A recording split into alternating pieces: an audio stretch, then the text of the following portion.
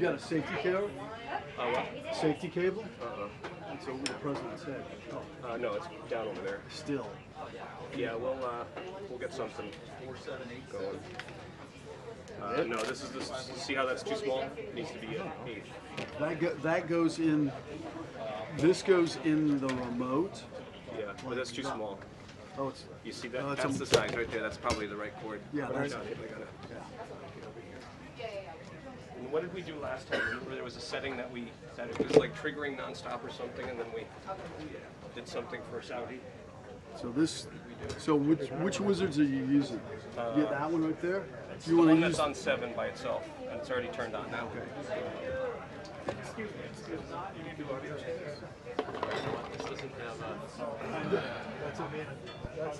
Testing 1, 2, 3, 4, 5, 6, 7, 8, 9, 10. 6, 7, 8, 9, 10. Audio check. 1, 2, 3, 4, 5, 6, 7, 8, 9, 10. 1, 2, 3, 4, 5, 6, 7, 8. You can't block that. Yeah, that's or any of these. You know. This is super wide, so we can do that. Here, do you want to do that, Abe, while I'm getting this camera set up? I'd love to. Thanks. Here's those two pieces.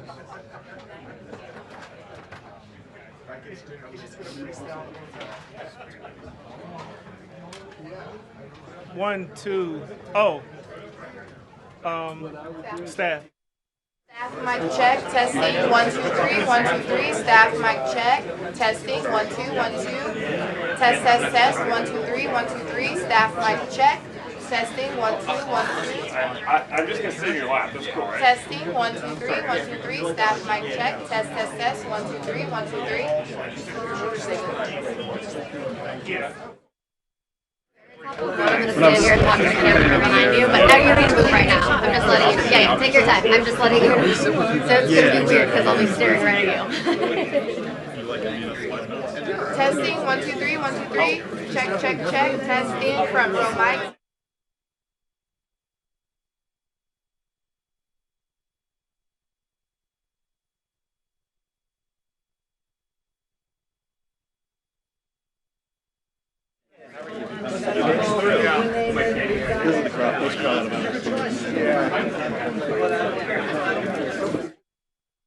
Washington Examiner. They are here. They are here. Yeah.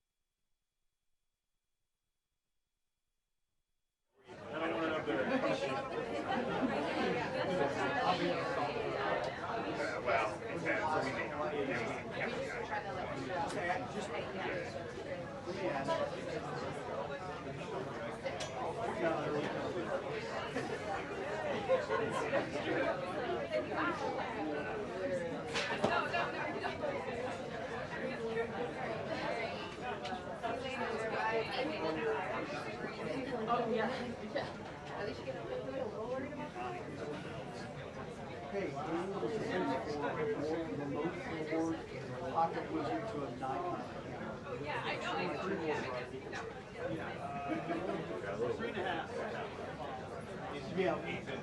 Yeah, it's the it's the plug that goes into the wizard and then into the camera. And it's got that little screw thing. Thank you, sir.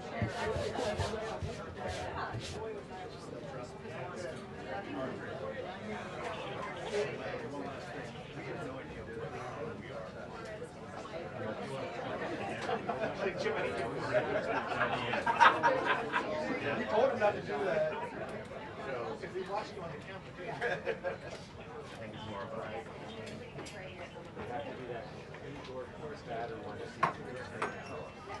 The other thing that you can still have it forward, Daniel, you can just hit test and trigger off the test. Yeah. That would probably be the best way to do it. Because that way you're not shooting. Hang on, Soul's calling me back. Well, I need the board to do the test. Hey. Don't plug into anything. It's just plastic. Okay, all right, no problem.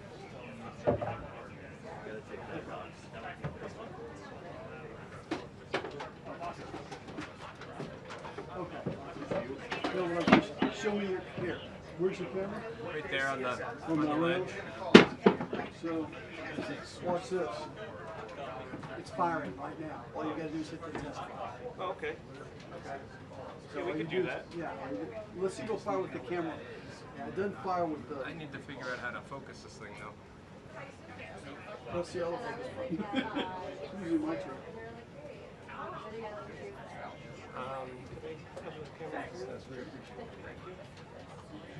Oh no, because you can't. Yeah, so all you do is press the test button. Okay. Right? I mean, you can look, watch the back of the camera. Can you see the back of the camera now? Watch it now. Yeah, it's fine. It's working. I'm just trying to figure out because I gotta do all the settings backwards. Oh, sure, of course.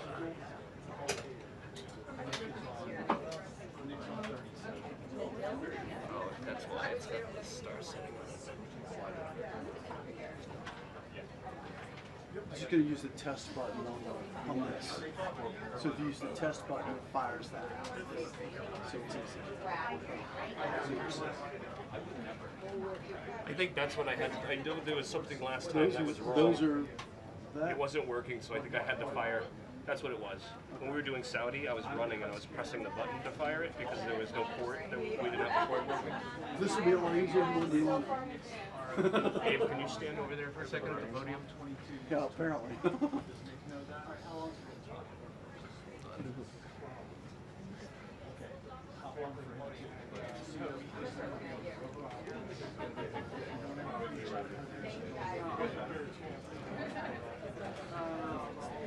It'll take it all the way off doing that. No, I'm typing. It's open.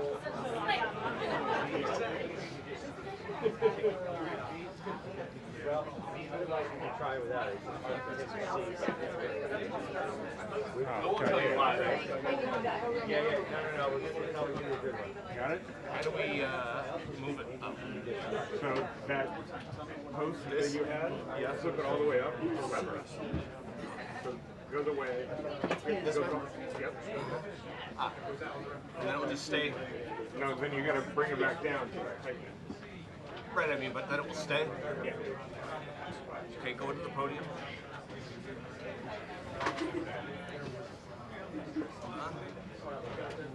It's actually a nice shot. Okay. We good?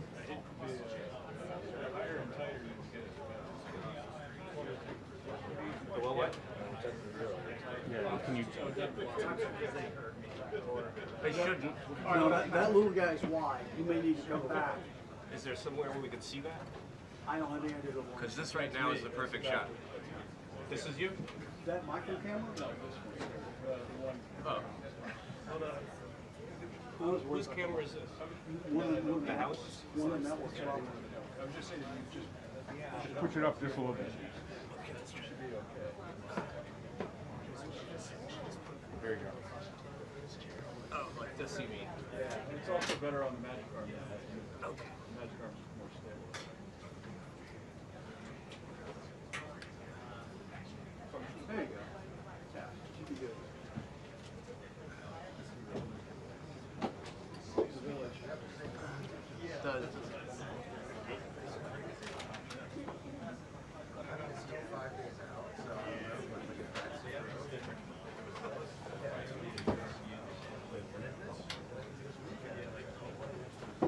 kind of neat. Do me a favor, press that little trigger button. I read everyone, every single article. Well, these guys are like, oh yeah, they're great.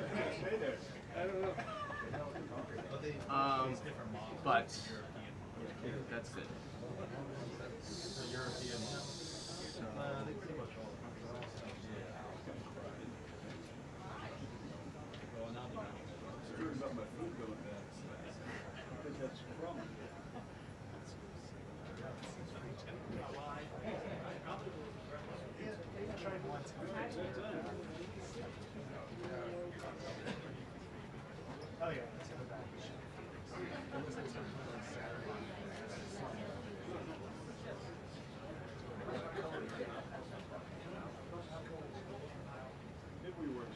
Abe, could you stand back over there?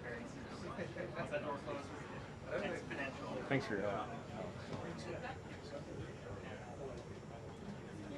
Nobody woke up in the morning and knew how to do this.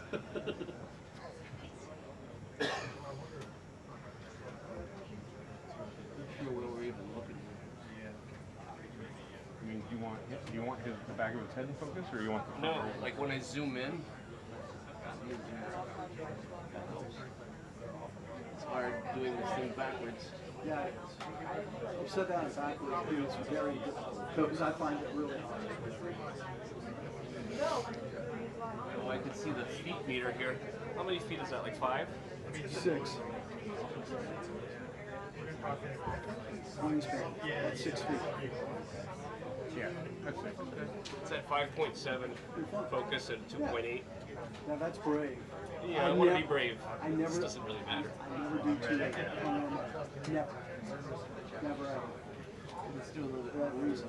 It's pretty bright in here. Because he's going to lean forward when he talks, right? Well, he moves around. Yeah. You know, I mean, I'm not telling you. It's It's going to be in the back of his head anyway. Yeah, everything will be pushed through. No. It's a 2.8 at 6.3 feet. Okay. Yeah. Do you want the back of his head in focus, or do you want the room in focus? Oh, that's also a good point. I was going to do the back of his head, but I think the back of his head ain't going to matter. That's why I would do like 4, 5, 5, 6, so that you have him and most of the room. I hate this lens because it's not as nice as all the primes that I use.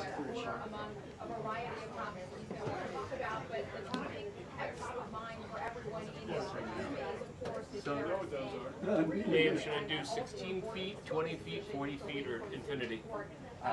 What, 2.8? Yeah. But it's also wide, so more things are in focus. Yeah, I don't know. What's 12 feet, 16 feet?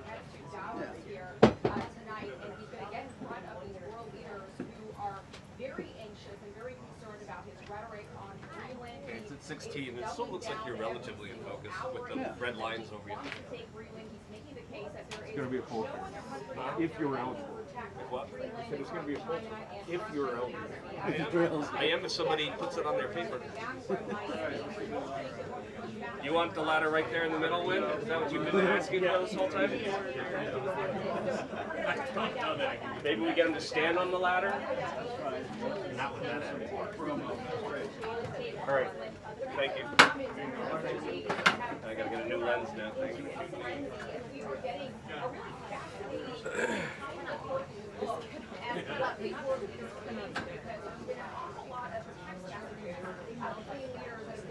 Shared, not just by the president, but other leaders. One came in overnight from NATO Secretary Karoline Leavitt, who wrote, I am committed to finding a way forward on Greenland.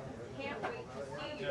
Another one from French President Emmanuel Macron wrote, I do not understand what you are doing on Greenland. Macron, by the way, invited Trump to dinner in Paris after Davos. At the same time, he's also calling on European leaders to use what they call the trade bazooka on the U.S., which blocks the U.S. access to some EU markets. Scott Bessent, the Treasury Secretary earlier today, is trying to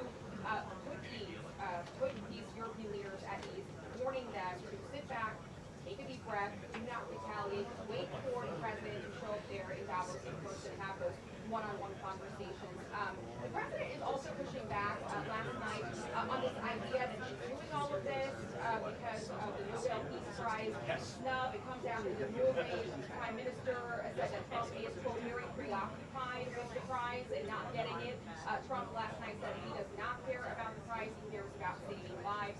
We're also expecting a lot of questions about his board of peace on Gaza, who's in, who's out, some wondering if it's going to undermine the United Nations and the UN Charter. But again, affordability was supposed to be the main topic in his remarks in Davos. Tomorrow, making home ownership easier. We'll see if that has changed. We'll see if we can get any more details on those policy announcements.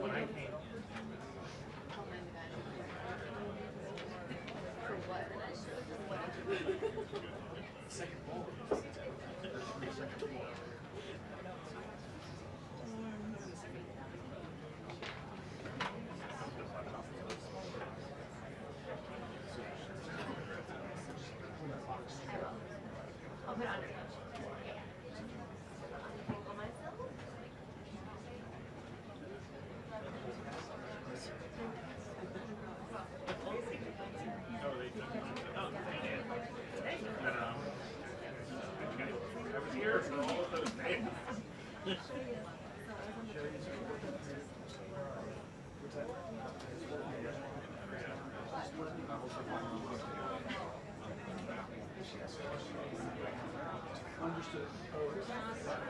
Probably prone.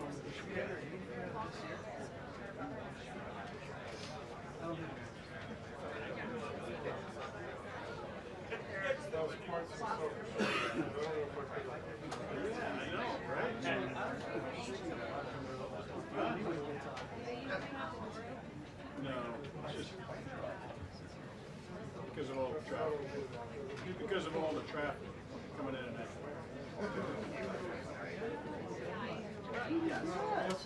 That's what I guess people just seem really. Yeah.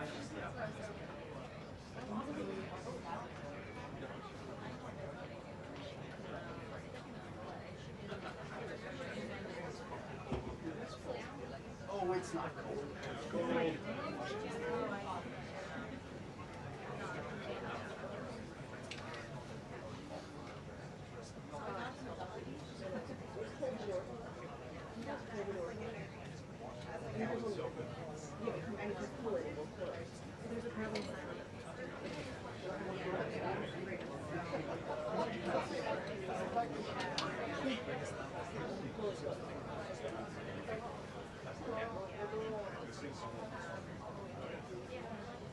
There a ladder block?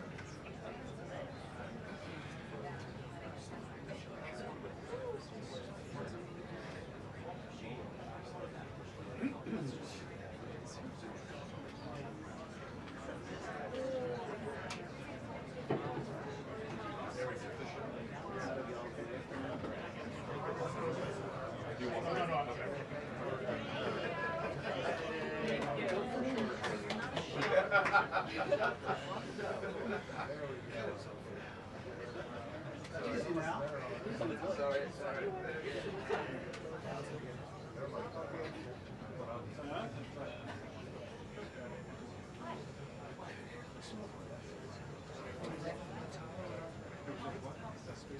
You gonna leave it like that? You gonna leave it like that? Oh, it's warm.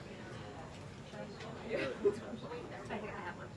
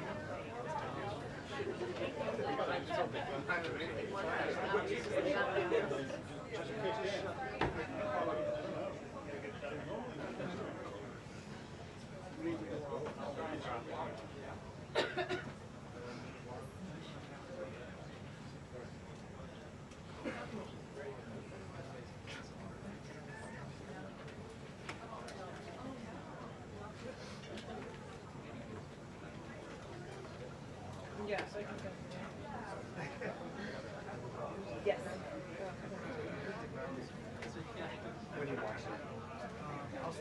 It's so hot. Can we open the door? I'm gonna roll this up like I do with my dog. Same. Not in here. It's the only place where we don't. Oh, so hot.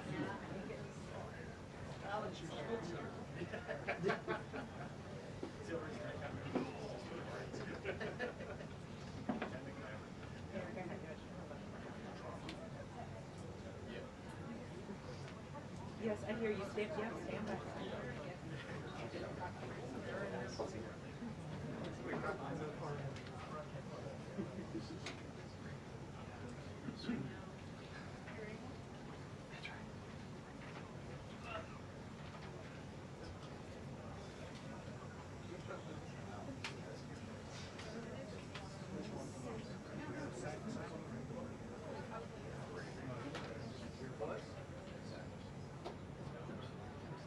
Thanks.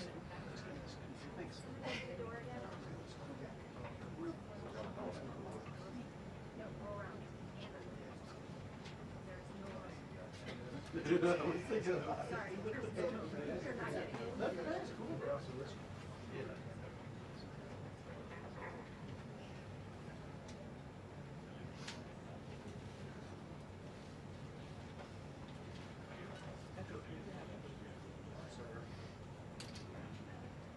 That's amazing.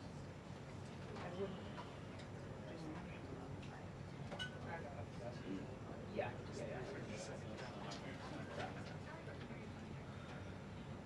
What am I getting there?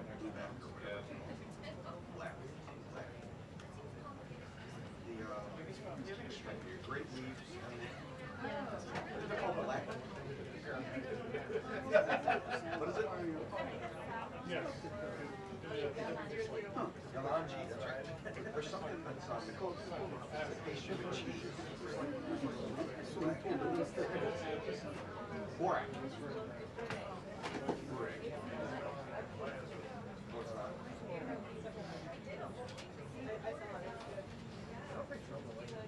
Right. Yeah.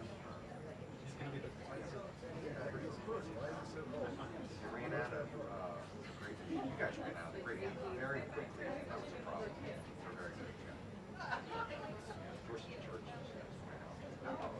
Remaining churches. Twice a year. What do they do?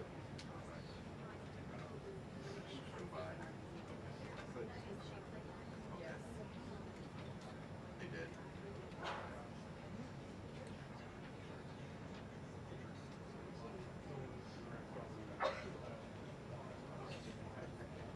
Great.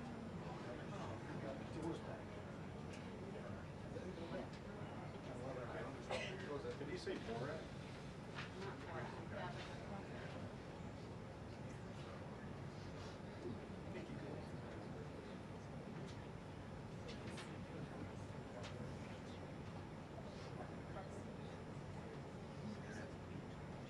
Oh yeah, I know what you're talking about. Yes. Yeah, he's very good.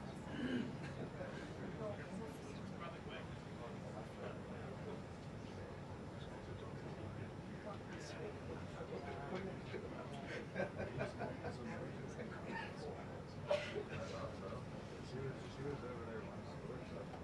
You gotta give her credit for all this text.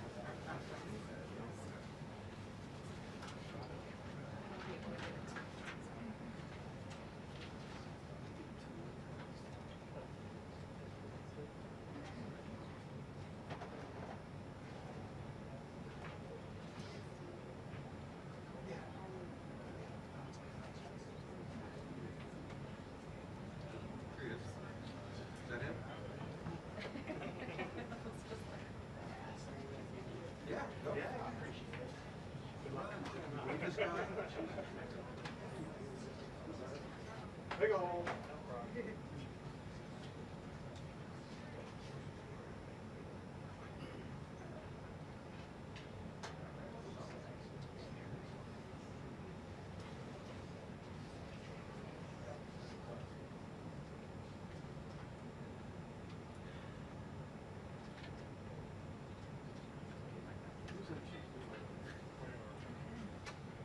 But it's not your normal picture. Expect nothing less.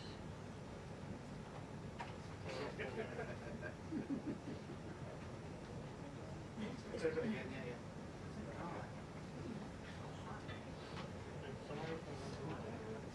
You're gonna get back. Blend it up. Yes.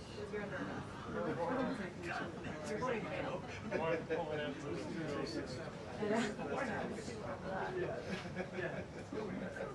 Who do you think you are? This is the White House. You have to speak relax.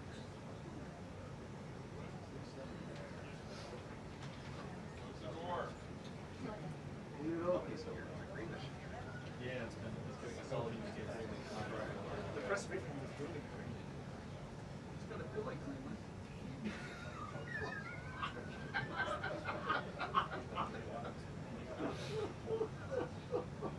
I'm here all day. Try the deal.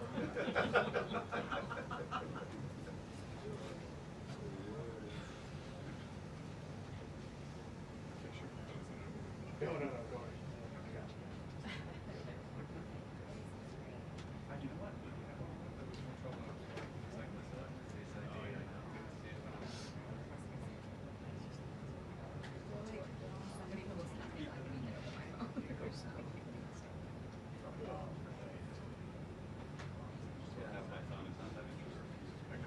See, the Europeans like the top of their head.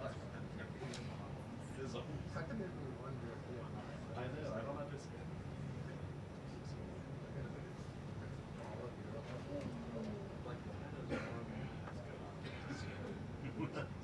Subscribe.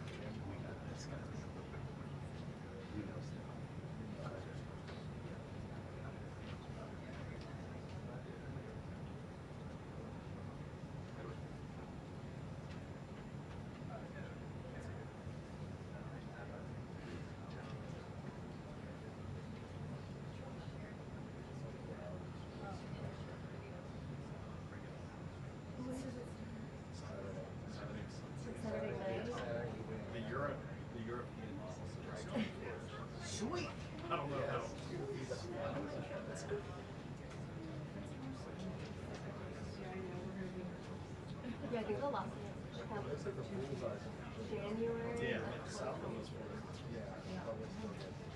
that was the last one. We didn't have any last year. Like, unless it was like flurry. I know we didn't have like real snow. Maybe.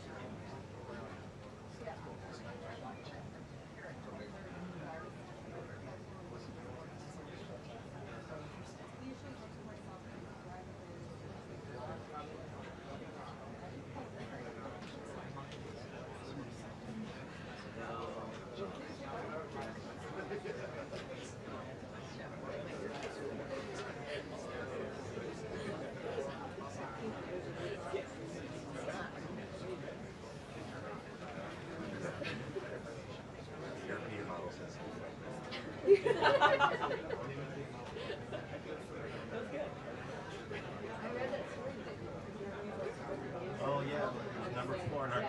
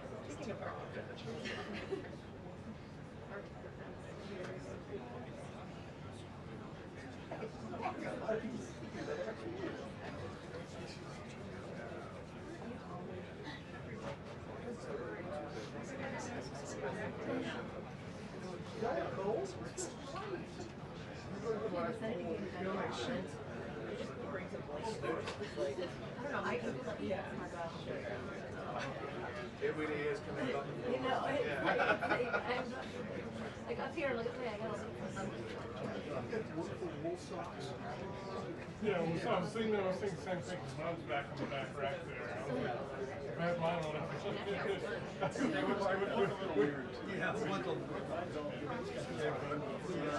I took my fur off. Yeah, mine's my big giant goes down the shirt.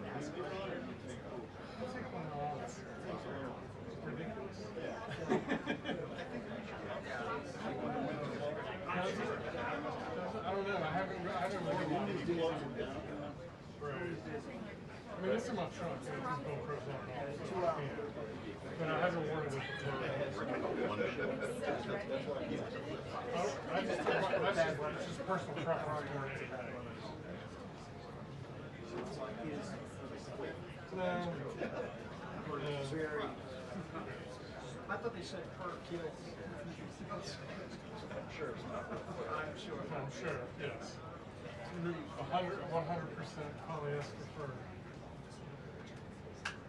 100% natural polyester.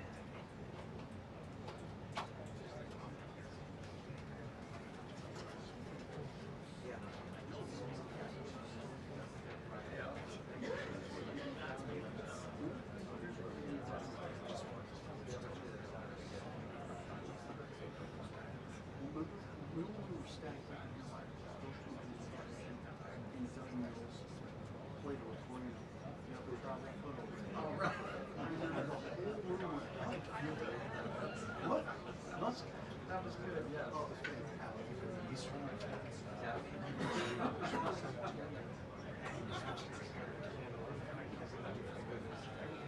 I know.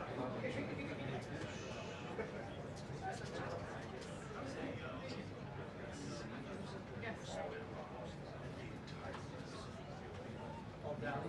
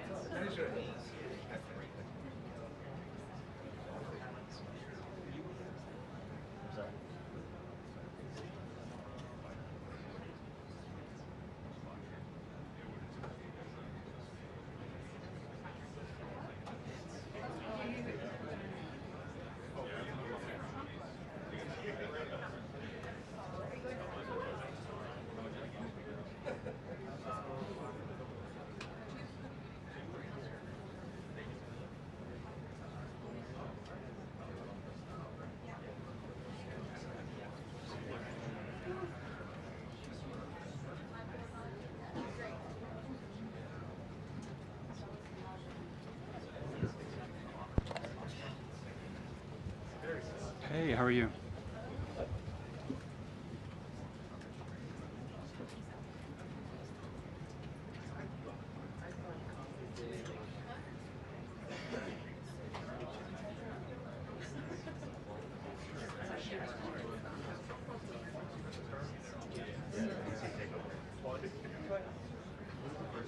They took the clean crowd. Yeah.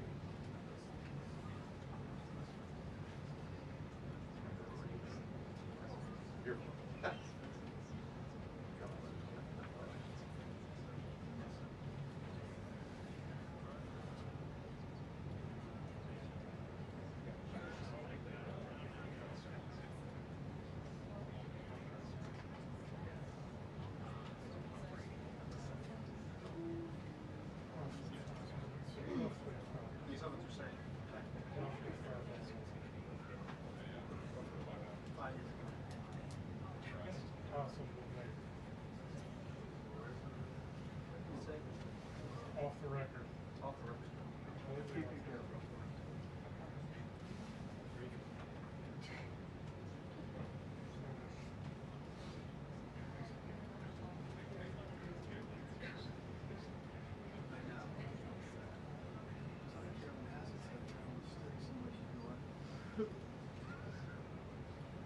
Oh, don't worry.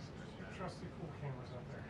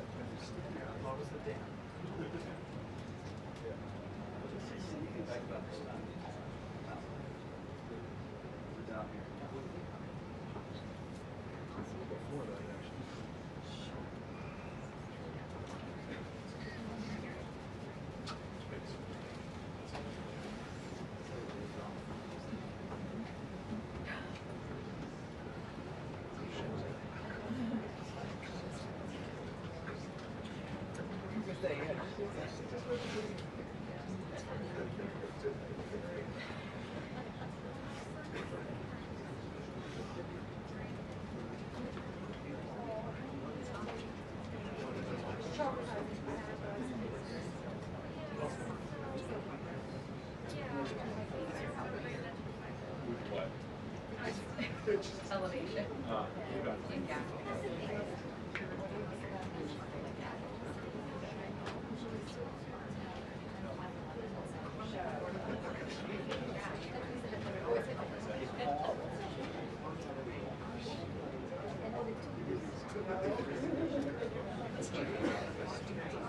Oh my God.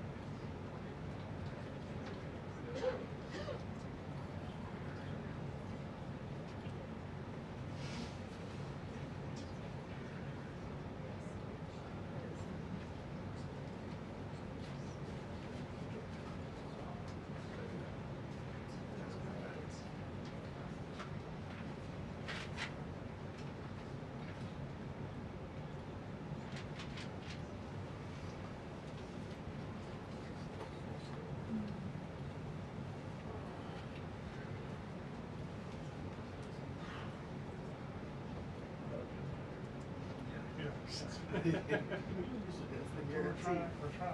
Thank you. Take them over the team. Okay. Yeah, time to go. This is the perfect time to go.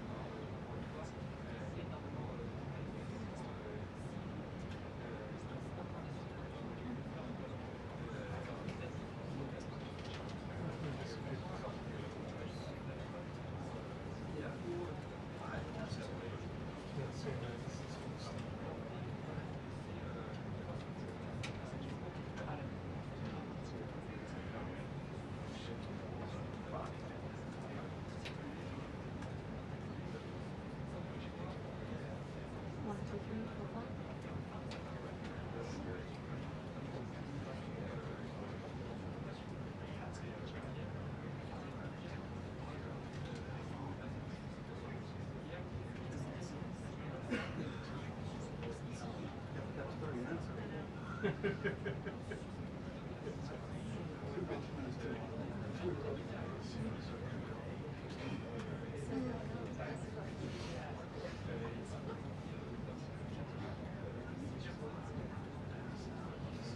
go that way. Control that way.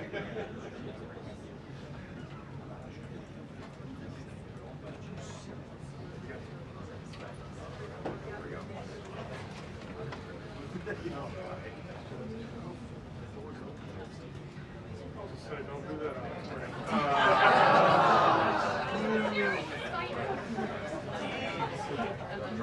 2-minute warning. Yep. 2-minute warning. 2 minutes. The official 2-minute warning? Yeah, they just sent it to the future. That too.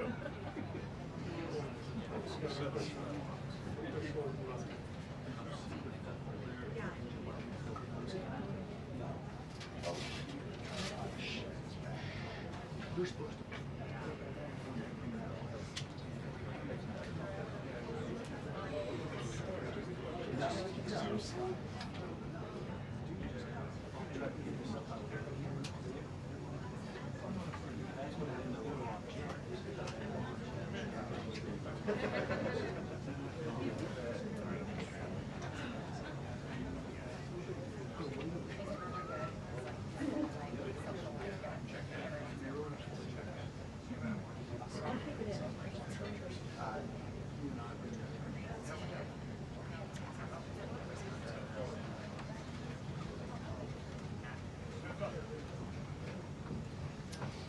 Wow, that's a big crowd. It's a lot of people. I think it's like a record. So these are accomplishments. We have a lot of accomplishments. And as you know, this is the anniversary, first anniversary, January 20th. And it's been an amazing period of time. We have a book that I'm not going to read to you, but these are the accomplishments of what we've produced.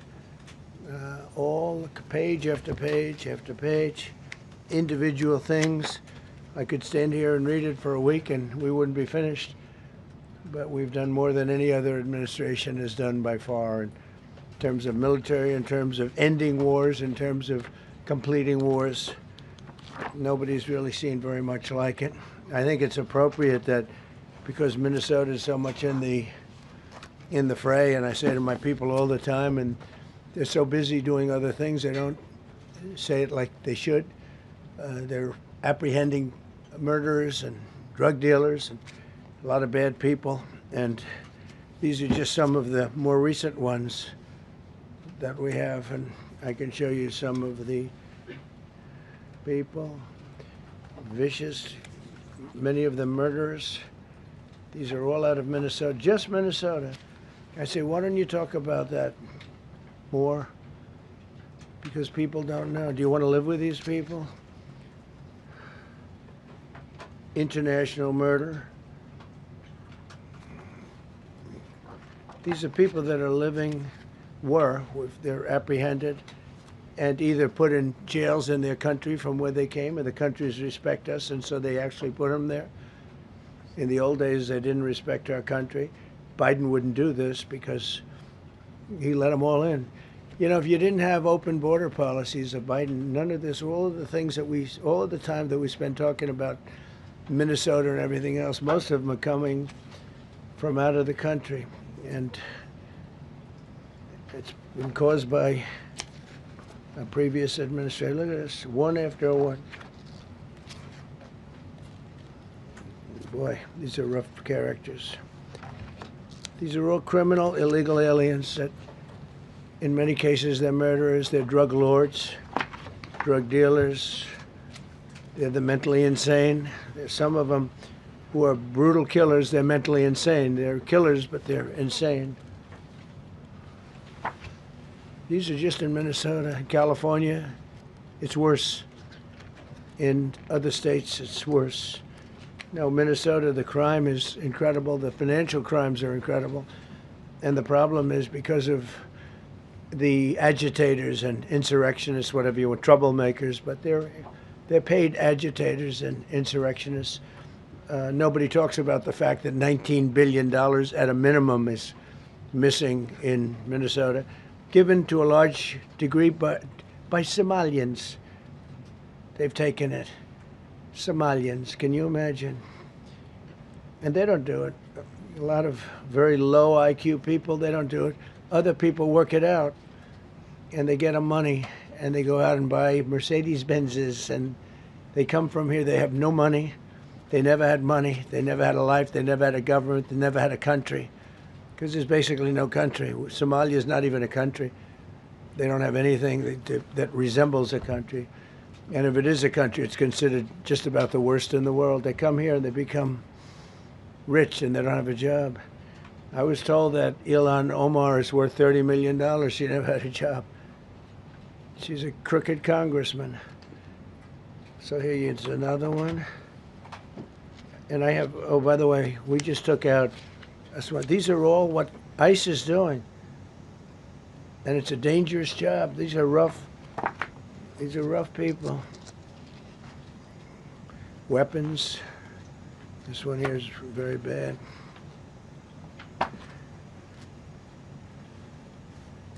I'm going through this because I think we have plenty of time. I'm going to beautiful place in Switzerland where we'll be, I'm sure I'm very happily awaited for. In Switzerland, they don't know about this. They don't have this problem. They have other problems, but they don't have this problem. Look, killed somebody. Look, and these are rough people. These are not, this was all allowed into our country through open borders. These dumbest policies, you know, men and women's sports is dumb. But to me, having an open border for the world to come in, drug dealers and prisoners. Venezuela, as an example, opened their prisons into the United States. That's why one of the reasons I felt so strongly against Venezuela. Now I'm loving Venezuela. They've been working with us so well. It's been so nice. And an unbelievably nice woman also did a very incredible thing, as you know, a few days ago. We're talking to her, and maybe we can get her involved in some way. I'd love to be able to do that. Maria, maybe we can do that. But we're dealing with the people and the president and all of the people in Venezuela, and we've been doing great. The oil companies are getting ready to make massive investments there. They have more oil than even Saudi Arabia. There you go. These are real. These are rough. This is all Minnesota, every one of them. This is one state out of many. And these people are, let's see, yeah, these are all, so far, people that came from outside of the country. They were allowed in by Sleepy Joe Biden, Crooked Joe Biden, whichever you like. You can call him whatever you like. They're both right. He's sleepy and he's crooked. He was the worst president we've ever had. And we've had some bad ones, too. I can tell you, all you have to do is look at trade. You're not getting bored with this, right? I hope you don't. But these are people that you have to see. Strong-arm rape, aggravated assault with a weapon, and many other crimes.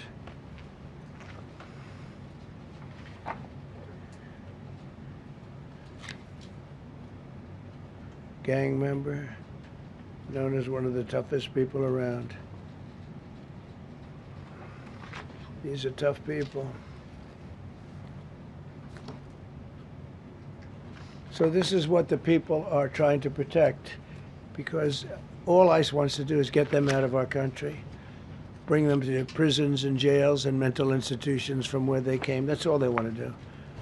They're patriots, and they have to be abused by guys like Don Lemon, who's a loser, lightweight.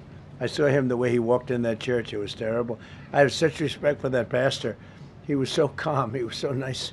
He was just accosted. What they did in that church was horrible yesterday. Look at it. 24 convictions. 24 times convicted. They're not charges. These are convictions. So he comes from outside the country. Do you think he's going to be good here? He's convicted 24 times. He's going to be good here, right? It doesn't work that way.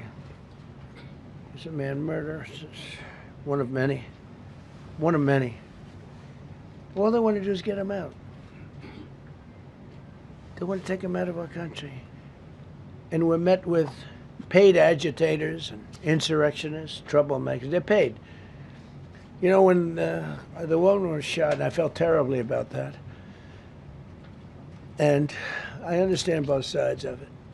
But when she was shot, there was another woman that was screaming shame, shame, shame, shame, right? You saw it. So loud.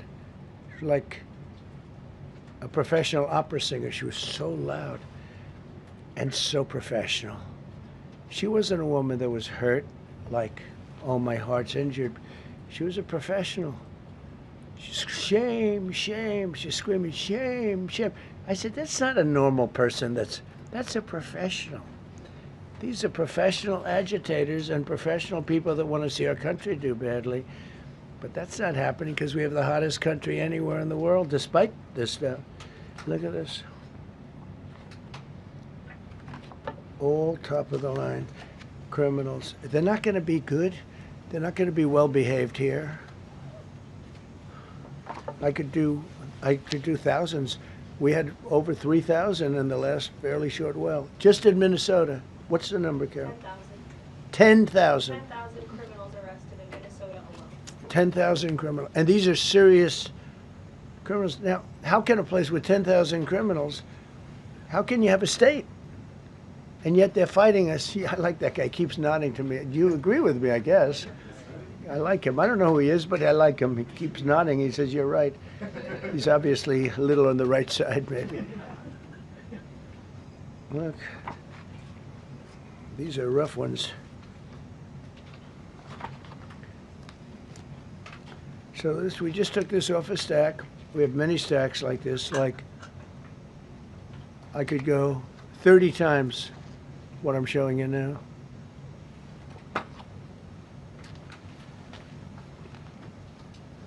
Relations with Hezbollah, that's nice. Why do we allow them in our country? I'm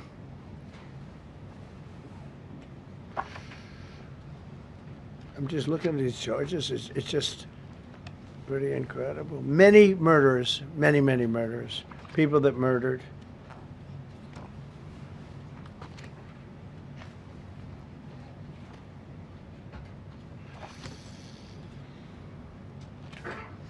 So what ICE does, and Border Patrol is incredible, too. I mean, Paul Perez and that group is incredible. Mostly Hispanic, by the way. They're like 60% Hispanic. You know, they talk about Hispanic. They're mostly Hispanic, right? And they're unbelievable people. And then they say, oh, we discriminate against. I love Hispanic. They are unbelievable. Entrepreneurial. They have everything. I did great. I did the highest. Nobody ever got numbers like I got from the standpoint of being a Republican. But even if you look at Texas, I won the entire border along Texas, between Texas and Mexico. It never happened before. Nobody's ever done that before. I did it. As a Republican, I did it. I love the Hispanic. And they accuse us of all sorts of things. 60% of the people we're talking about, they're the best people we have, and they're Hispanic. The Border Patrol is largely Hispanic. ICE is largely Hispanic. They're unbelievable people. I don't know how they can take the abuse. They're taking rough people like this, like all of them. We have 10,000 at least. I could have done 10,000 of them. You're lucky I only did like 100. And this isn't even the worst of the group. They have murderers. They have some people we can't use their picture for legal reasons, but they're up for murder in their own country. And we jeopardize their case. When we send them back and we coordinate with other countries. A tremendous amount of work. All allowed in here by an open border policy of the worst president in the history of our country. A man that didn't win the election, by the way. It was a rigged election. Everybody knows that now. And by the way, numbers are coming out that show it even more plainly. We caught him. We caught him. So I just want you to know that it's a terrible thing. Here's the book on accomplishments. And this is something, ooh, I'm glad my finger wasn't in that sucker. That could have done some damage, but you know what? I wouldn't have shown the pain. I would have gone back. Boy, did you hear that? That was nasty. But I would not have shown the pain. I would have acted like nothing happened as my finger fell off. That was a nasty. I think somebody did that. I think it was him. It was my man. How were you? You didn't do it. I know you did. I know you didn't. So, but here is here's the book. These are all things we have. I'm going to read a few of the samples, but look at this. These are all, each line is something that we did. Nobody did that before. And it's big stuff, too. Look, we have the hottest country in the world. So, I will read you a few. We ended Biden's stagflation. We were in stagflation. That's a disaster. That's far worse than inflation. As you know, he had the biggest inflation in the history of our country. They say 48 years. Pick your choice. But they had the biggest inflation in the history of our country. We have it right down to a normal number now. We're going to get it even a little bit lower. Created super high. What we've done with growth is incredible. We created super high economic growth, and America is booming. It's booming. There are thousands of businesses right now that are being built. Many of the biggest factories in the world are being built right in our country. They're not going to other countries. They're leaving other countries. Fourth quarter GDP is on track to pass perhaps much more than 5% growth, and that's despite the fact that we had a Democrat shutdown. They shut down our country, and we had 5%. Nobody in this room has ever heard about 5%. I think it could be 20% if we do it right. If we don't, every time we have good numbers, they raise interest rates. You shouldn't do it. In the old days, if you had good numbers, they'd lower interest rates, or they wouldn't do anything. Here they try and kill it. They always try and kill success. Over the last 20, 25 years, that's the way. In the old days, if you had good numbers, the market would go through the roof. Today, if you have good numbers, the market goes down. But by the way, we've had the best stock market in history, the best 401ks in history, and we inherited a mess. The numbers that we inherited were way up, and now we brought them, almost all of them, way down. We brought them way down. I mean, I'm not getting, maybe I have the bad public relations people, but we're not getting it across. We inherited high numbers, and we brought them way down. And look at gasoline. They have places in the country now, $1.99 a gallon. $1.99, $2.30, $2.50. I guess the average now they're saying is $2.31. I mean, he was at $4.50 and $5 for periods of time.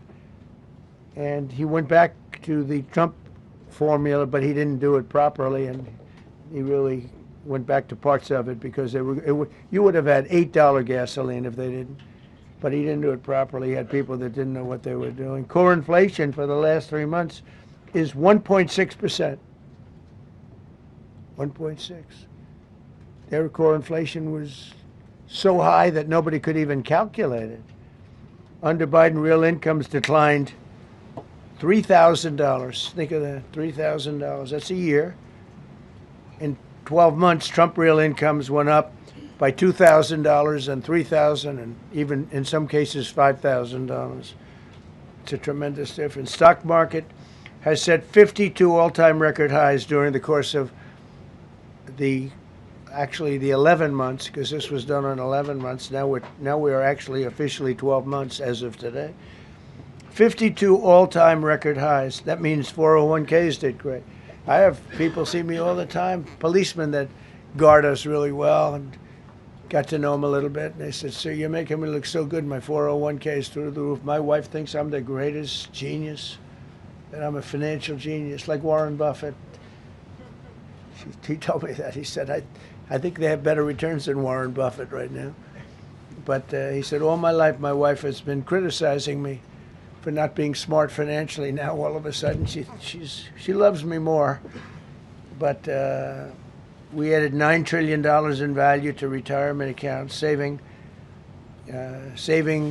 many people. I mean, they were going out of business. Think of it. We added $9 trillion of value to retirement accounts, savings accounts, and 401ks. That's during the course of 12 months. And I think it's probably 11 months because I don't think they have it for the 12. They have it for the 11. Added $9 trillion of value. Lifted more than 1.2 million Americans off food stamps in 1 year. They would have had another 1.2 million. We would have had, welfare would have gone up. And instead of investing $18 trillion in our country, now it's probably more than that, but $18 trillion and having thousands of plants being built all over the country, you would have had thousands of plants closing all over the country. And you would have had disinvestment, and you would have had welfare going way up. You know, if you look at SNAP, take a look at SNAP, what happened with that? It was at $7 billion, and it came out to over $51 billion. Nobody has ever seen anything like it.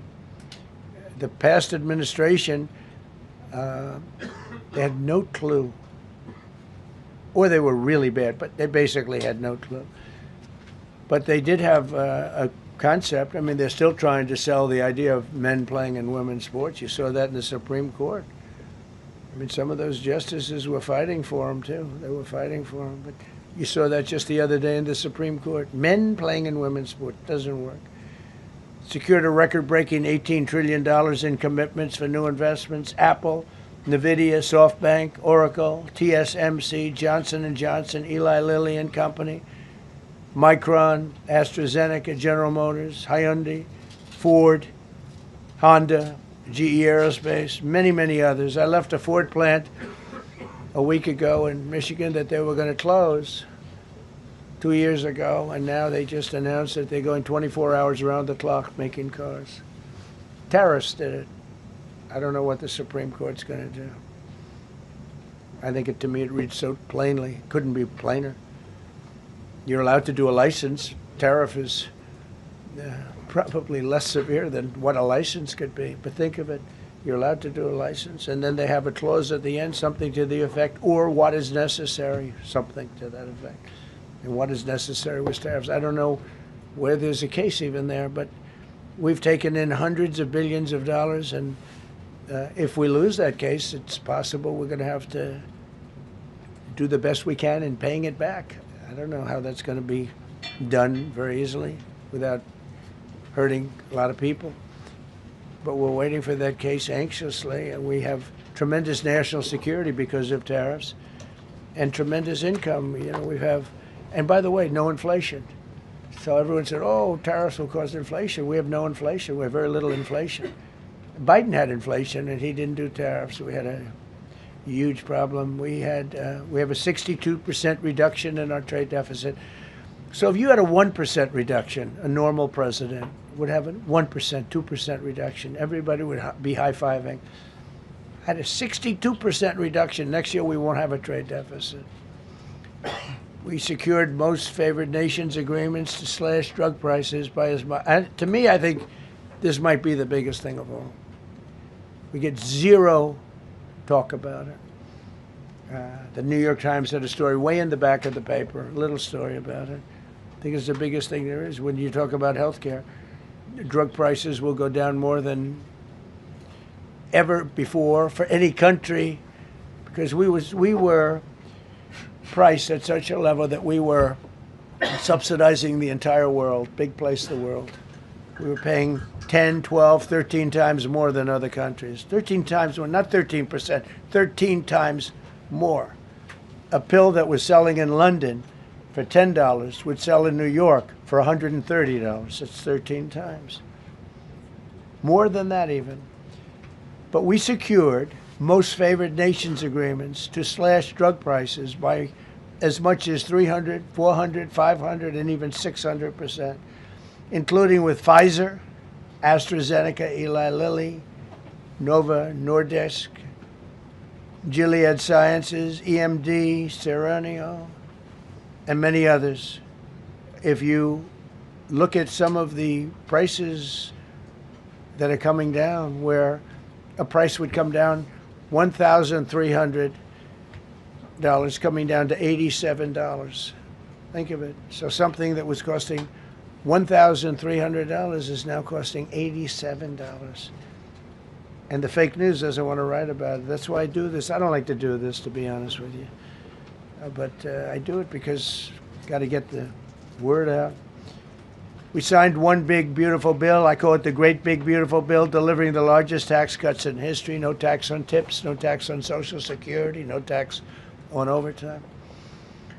We made interest on car loans tax deductible for U.S. built automobiles only. So if you buy an automobile built in the United States, we're not doing it for Germany and Canada and different places. We're doing it only if it's built here. We want them to be built here. A lot of the Canadian auto plants are closing and they're moving into the United States. Same thing with Mexico, same thing with Germany, and same thing with Japan and other countries. They're moving into the United States because of tariffs. Because they don't want to pay the tariffs. It's too much. They can't pay the tariffs. So they're coming here. Nothing different than what other smart countries did. But it works better for us under my leadership. It's not done properly, but it's done properly. We have, again, more plants being built than at any time in the history of our country. Passed the largest spending cuts in American history, and that was true in my first. We had a tremendous first term also. We rebuilt our military. We had one of the best. We had the best economy in the history of our country, but we're blowing it away now. When this stuff starts opening up, you're not going to see anything like it probably ever again. We slashed the federal budget deficit by 27% in a single year. Think of that, 27. You could do it 2%, 1%, 0.5%, 27%. And that's with all of the things we have to do, all of the people we have to put on the payroll to get rid of people that are murderers. Again, when you see people in Minnesota that are murderers, these people are fighting to keep them there. And I say to Christie and to Tom Homan, the great people, they're working so hard. Look at the border. The border is now secure. First time, Biden said you couldn't do it. You need legislation. I had no legislation. I said close the border.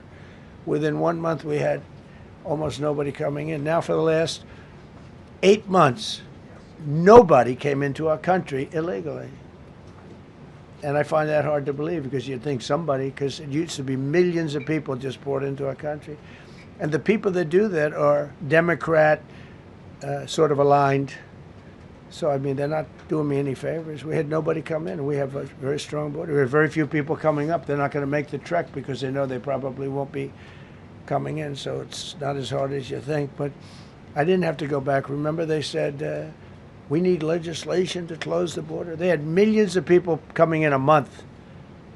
We have nobody coming in, and we're getting the murderers out. Murderers, people from prisons and jails.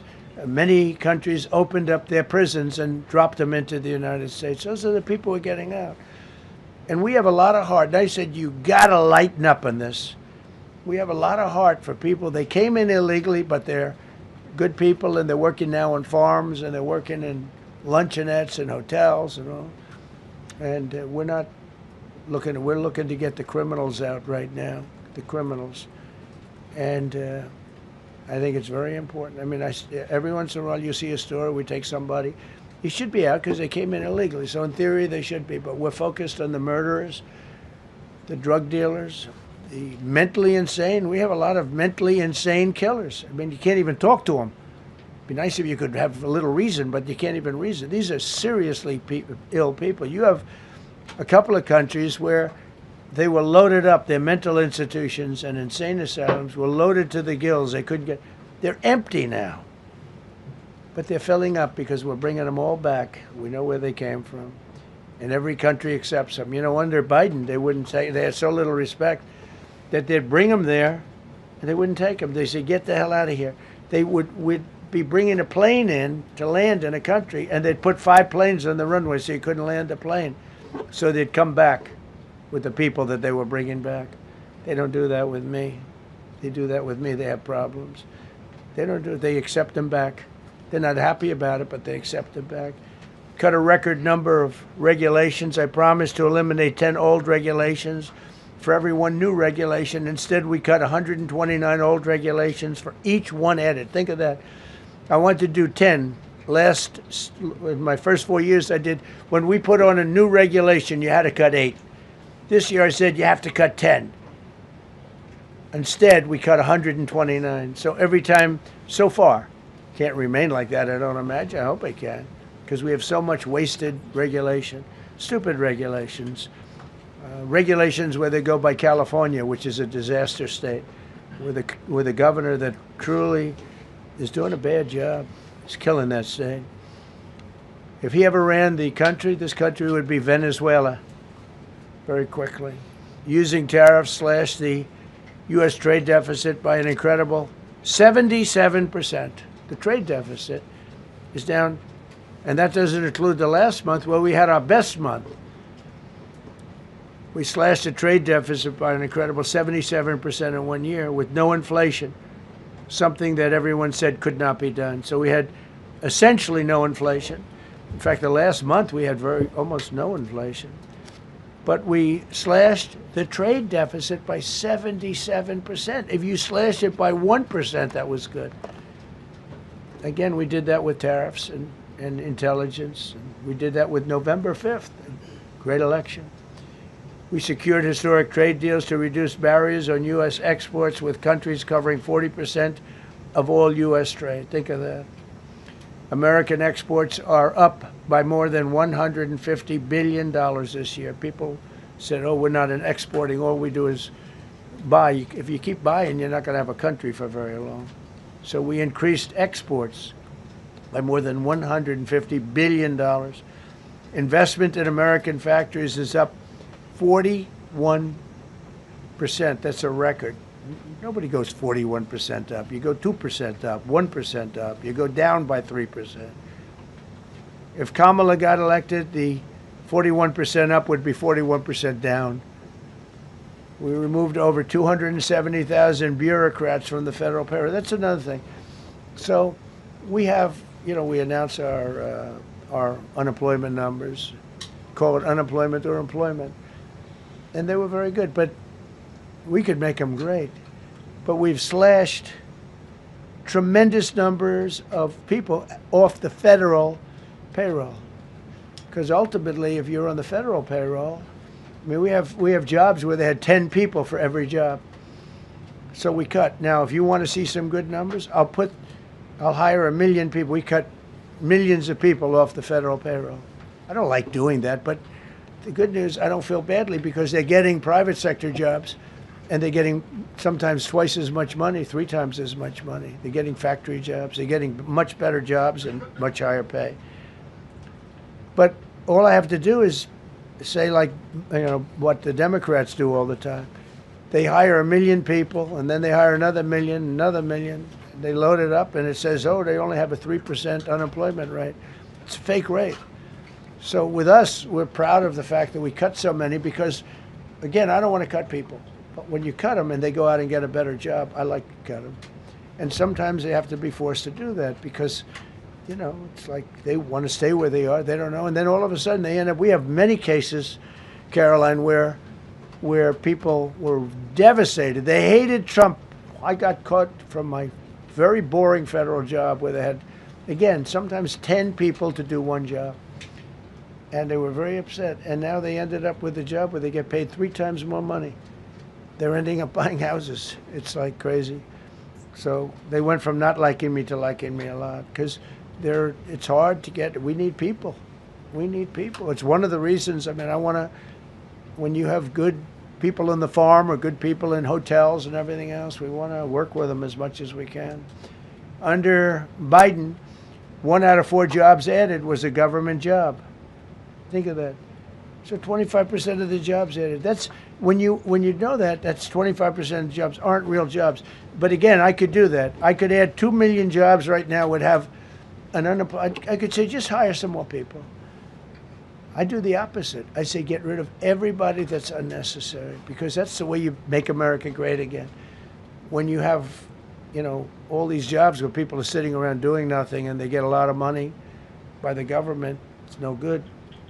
But that's what the Democrats do. They show, oh, we were at 4% unemployment. That's a good number. But they just add jobs, or they wouldn't cut. They would never cut jobs. Under Trump, 100% of all new jobs created have been in the private sector. Think of that. Not 1% has gone to federal. So under Biden, 1 out of 4 was a government job. Under Trump, 100% of the new jobs created, 100% came from the private sector. That's how you make your country wealthy and strong and good. We inherited the worst border in history and turned it into the strongest border in history. Illegal crossings have plummeted to the lowest level ever recorded, down 99.999%. That means down 100%. 99.999. I want to find out who that one person is. For 8 months in a row, zero, and these are government numbers, these are not my numbers. For 8 months in a row, 0 illegal aliens were admitted to our country. 0. Nobody came in, unless they came in legally. We have a big process for having people come in legally, by the way. A lot of people are coming in legally. They have to prove they love our country. They have to prove that they're not going to need welfare. A lot of things they have to prove. For the first time in 50 years, we are now seeing reverse migration, where because we're getting all of these illegal people out. People that came in illegally, in many cases they're criminals, in many, many cases. Remember when they used to say that the people that come into our country as immigrants are very nice people, they're wonderful people, they don't commit crime. No, they make our criminals look like babies. They make our Hell's Angels look like the sweetest people on earth. The Hell's Angels are now considered a nice, high-quality person. I like the Hell's Angels. They voted for me. They protected me, actually, believe it or not. But they make our criminals look like babies. These are some of the most vicious people anywhere in the world. They came from the Congo. The prisons, I know the Congo because I ended the war with the Congo and Rwanda. Tough group, very tough group. They came from prisons in the Congo. Some of the toughest, meanest people you'll ever meet. Thank you very much. They allowed them to come into America. These are tough people. Before my election, 100% of net job creation was going to foreign migrants. Since my inauguration, 100% of the net jobs created have gone to American-born citizens. That's a big thing. In other words, we're now taking care of our people. 100% of net jobs created have gone to the American-born people. Before that, we didn't care. Designated Tren de Aragua, MS-13, and the Mexican drug cartels as foreign terrorist organizations, and we've hit them hard. You've seen what we've done on the water. We're starting to do that on land. The land is much easier, actually. Water is incredible. We did that on the water so that when you do it on the land, they don't go to the water. Nobody's going into the boat business right now, I can tell you. 97% down drugs coming in by water. 97%. Nobody ever heard of that before. They heard 2%, 1%. It went up 2%. 97, and we're looking for the 3%. Who the hell are the 3%?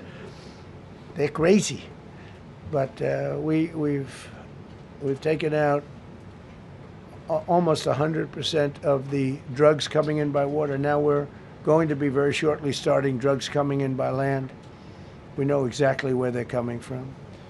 Removed tens of thousands of illegal alien gang members, drug dealers, murderers, child predators, human traffickers, fraudsters, savage criminals, and others. We removed them from our country. They're out. They're gone. In some cases, they're so dangerous that we put them in jail because we don't want to give them to their country. Their country doesn't do anything, and they end up coming back. We have some that they're so bad that we don't want to really release them. We want to put them in a jail where we know they're properly ensconced.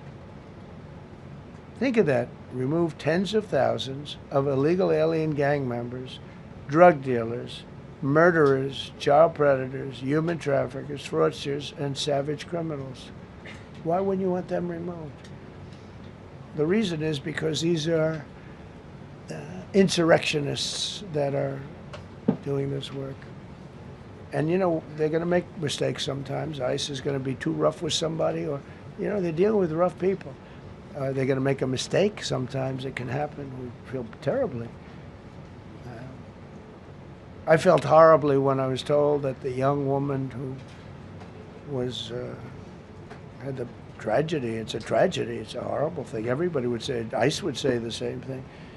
But when I learned her parents and her father in particular I hope he still is, but I don't know, was a tremendous Trump fan. He was all for Trump, loved Trump.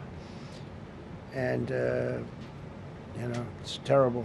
I was told that by a lot of people. They said, oh, he loves you. He was I hope he still feels that way. I don't know. It's a hard situation. But her father was a tremendous, and parents were tremendous Trump fans.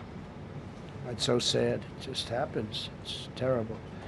Halted all refugee admissions to the United States, including from Somalia, which is a terrible, terrible place, another dangerous place.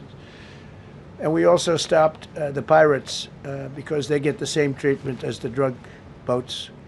So when Somalia, the Somalians, you know what they're good at? That's about the only thing they're good at is they're good at pirating ships at sea, big ships. So you have a huge oil tanker with millions of gallons, millions of barrels of oil. And if it gets hit by a big weapon, the whole thing blows up. And they don't want to fight, because if they do, they're told by their insurance companies, do not hand over the ship. And they're not allowed to have any guns on the ship. They're literally, you have these massive ships being taken over by a Somalian small boat with a big weapon. Because if they hit the side of the ship can blow up you talk about a blow up. Bad, we've seen some bad things happen.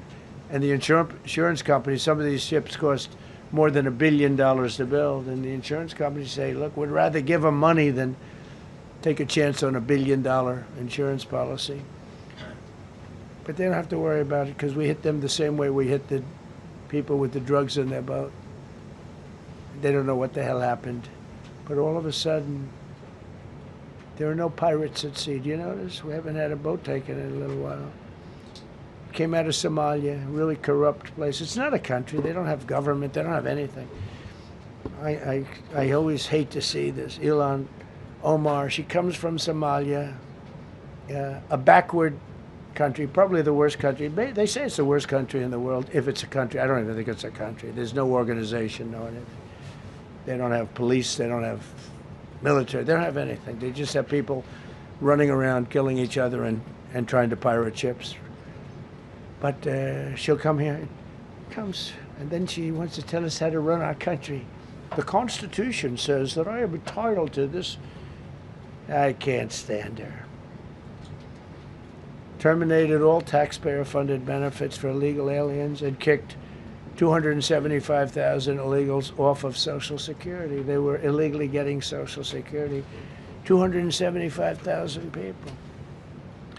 I'm telling you, it's not that this is pleasurable, but if I weren't elected president, this country was going to be destroyed quickly, very quickly.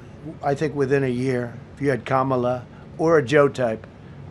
I mean, Joe was a disaster, but if you had Kamala, he was the replacement. I was up by like 25 points on Joe, and they said, hey, let's get somebody else. This never happened. Well, I had so many firsts. You're leading somebody by a lot, and they say, oh, let's take him out, let's put somebody. That's like I said to Dana White the other night. I said, you know, Dana, it's like you have a fighter, two fighters, one guy is winning by a lot. And they say, oh, let's take this guy out, let's put a new fighter in the ring with him. That's what happened to me. I was doing great with Biden. The whole campaign was against Biden. All the money was spent against Biden, and all of a sudden I got Kamala. Everyone said, who the hell is she? But that didn't work out too well for them, but never happened before. We are about lots of firsts. Designated English as the official language of the United States of America. We did that very powerfully.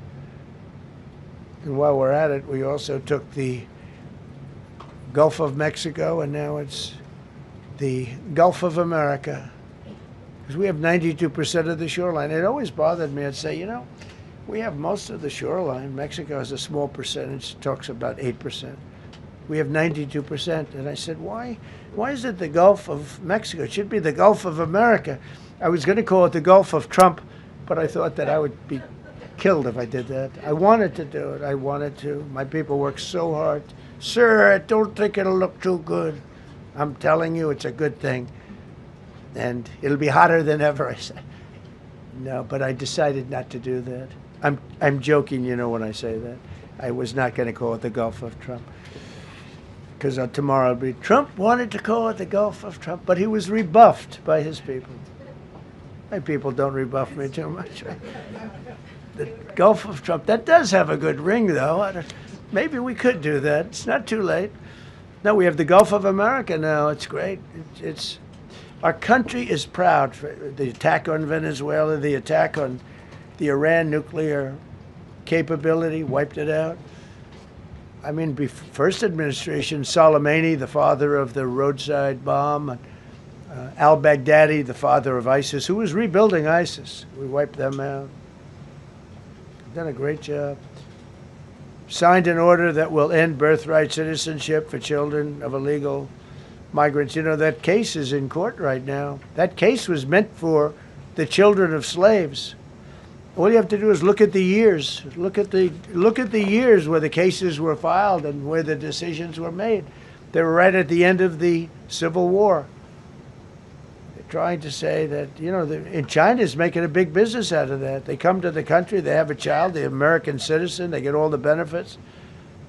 It had nothing to do with that. That was for the children of slaves. And I hope the Supreme Court so rules. Designated fentanyl as a weapon of mass destruction. It is. We lost, I believe, 300,000 people this year. 300,000 people. That's like filling up one of those big football stadiums 5 times. It's not even believable. I mean, you could be in a war and you wouldn't lose that many people. So we designated fentanyl a weapon of mass destruction.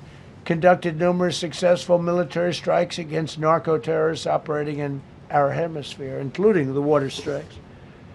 Drugs brought in by ocean. So I told you that we're down by, I mean, close to 100%. It's hard to get somebody to pilot those boats. Very hard. They have to be people that don't watch television, don't read the news. And we just blew up their facility. They had a docking facility where the drugs were stored. And now we have a great relationship with Venezuela. We're getting along fantastically with the leadership in Venezuela, so we wouldn't have to do that. This was done before the attack.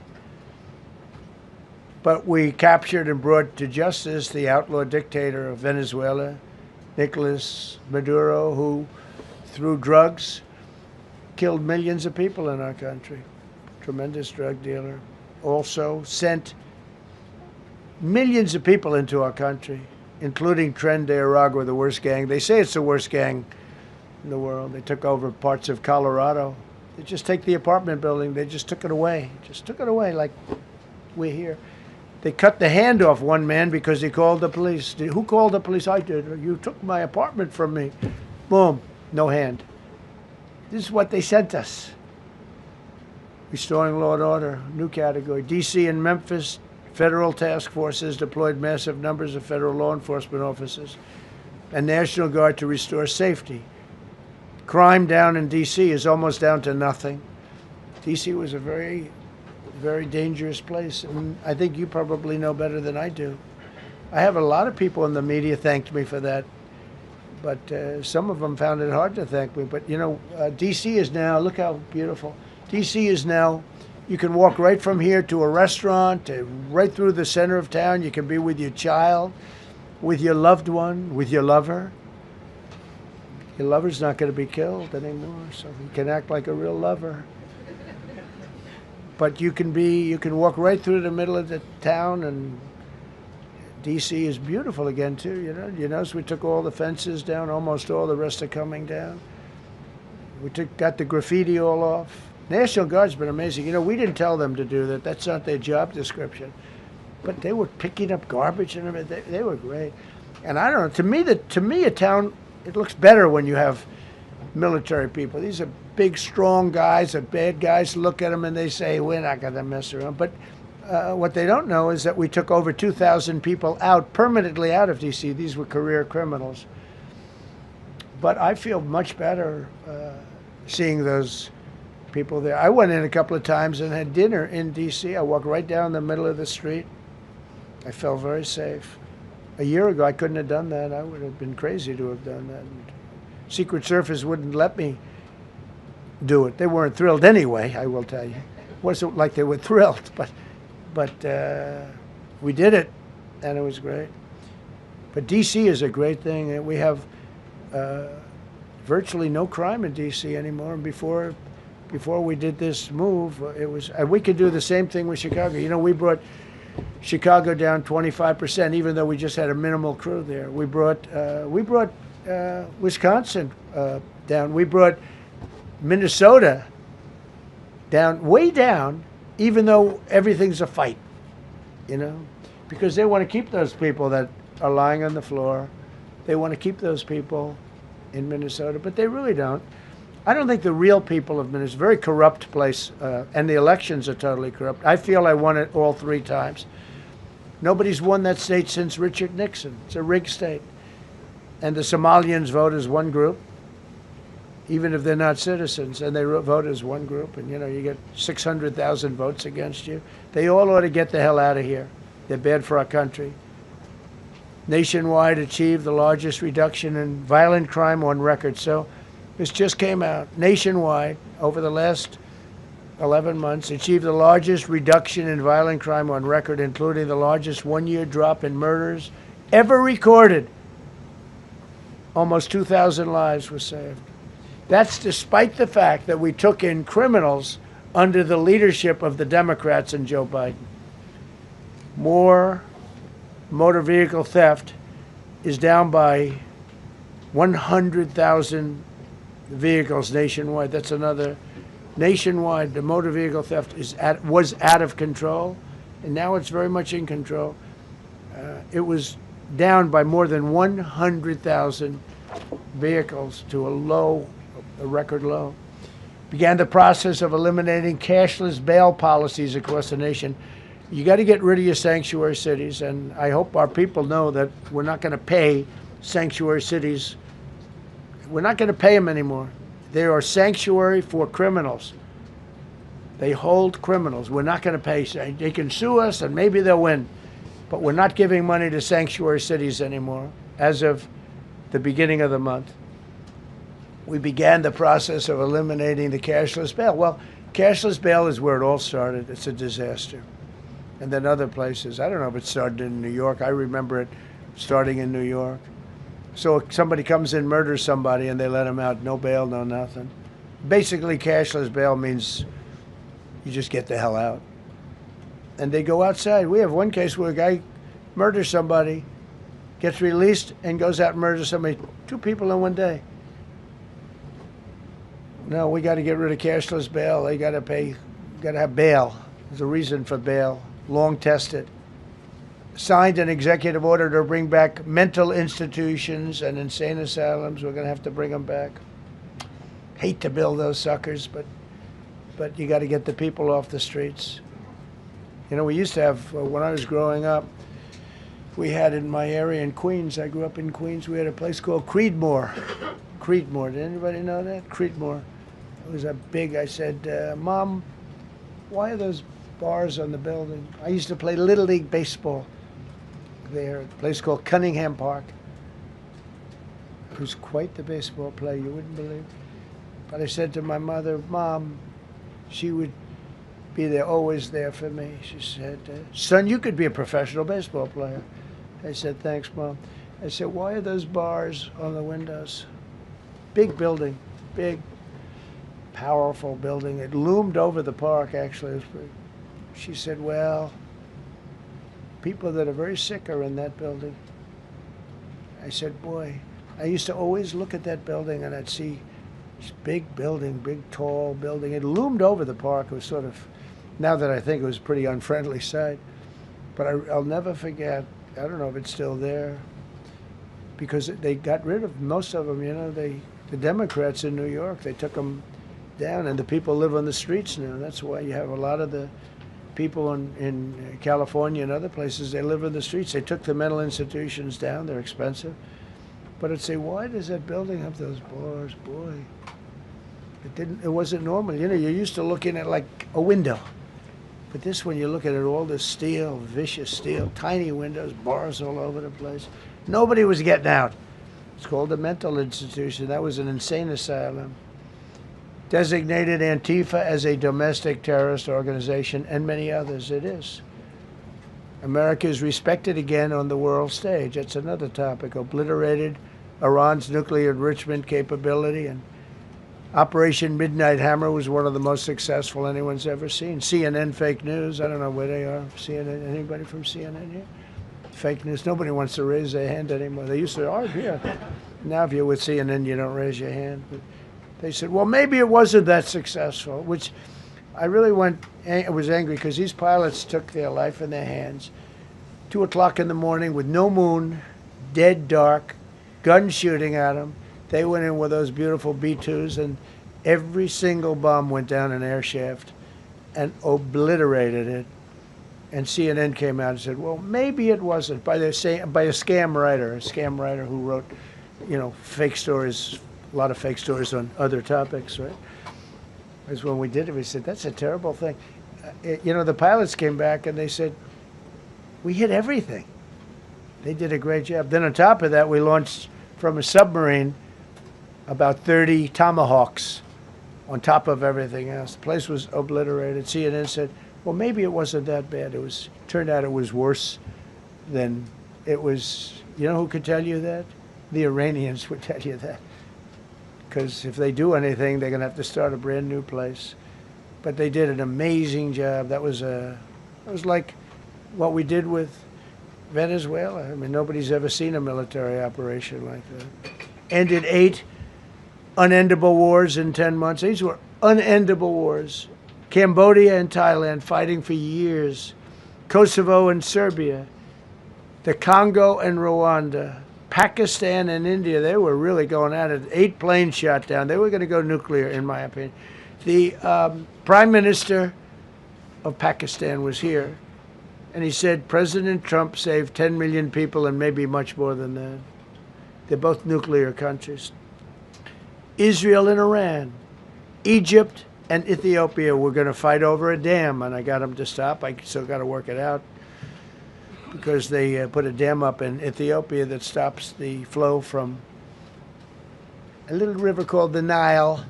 I always think of the Nile being in Egypt, you know, beautiful Nile with the pyramids, but they put a dam up. You know who paid for the dam? The United States of America. It's the biggest dam, I think, in the world. They put a dam up. I said, how did you let that happen? Why would we have done that? We financed it. This country would.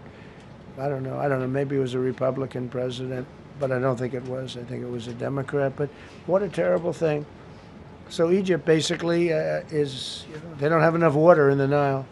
And they use that for a lot of things, including entertainment and travel and tourism and everything. I mean, I don't know.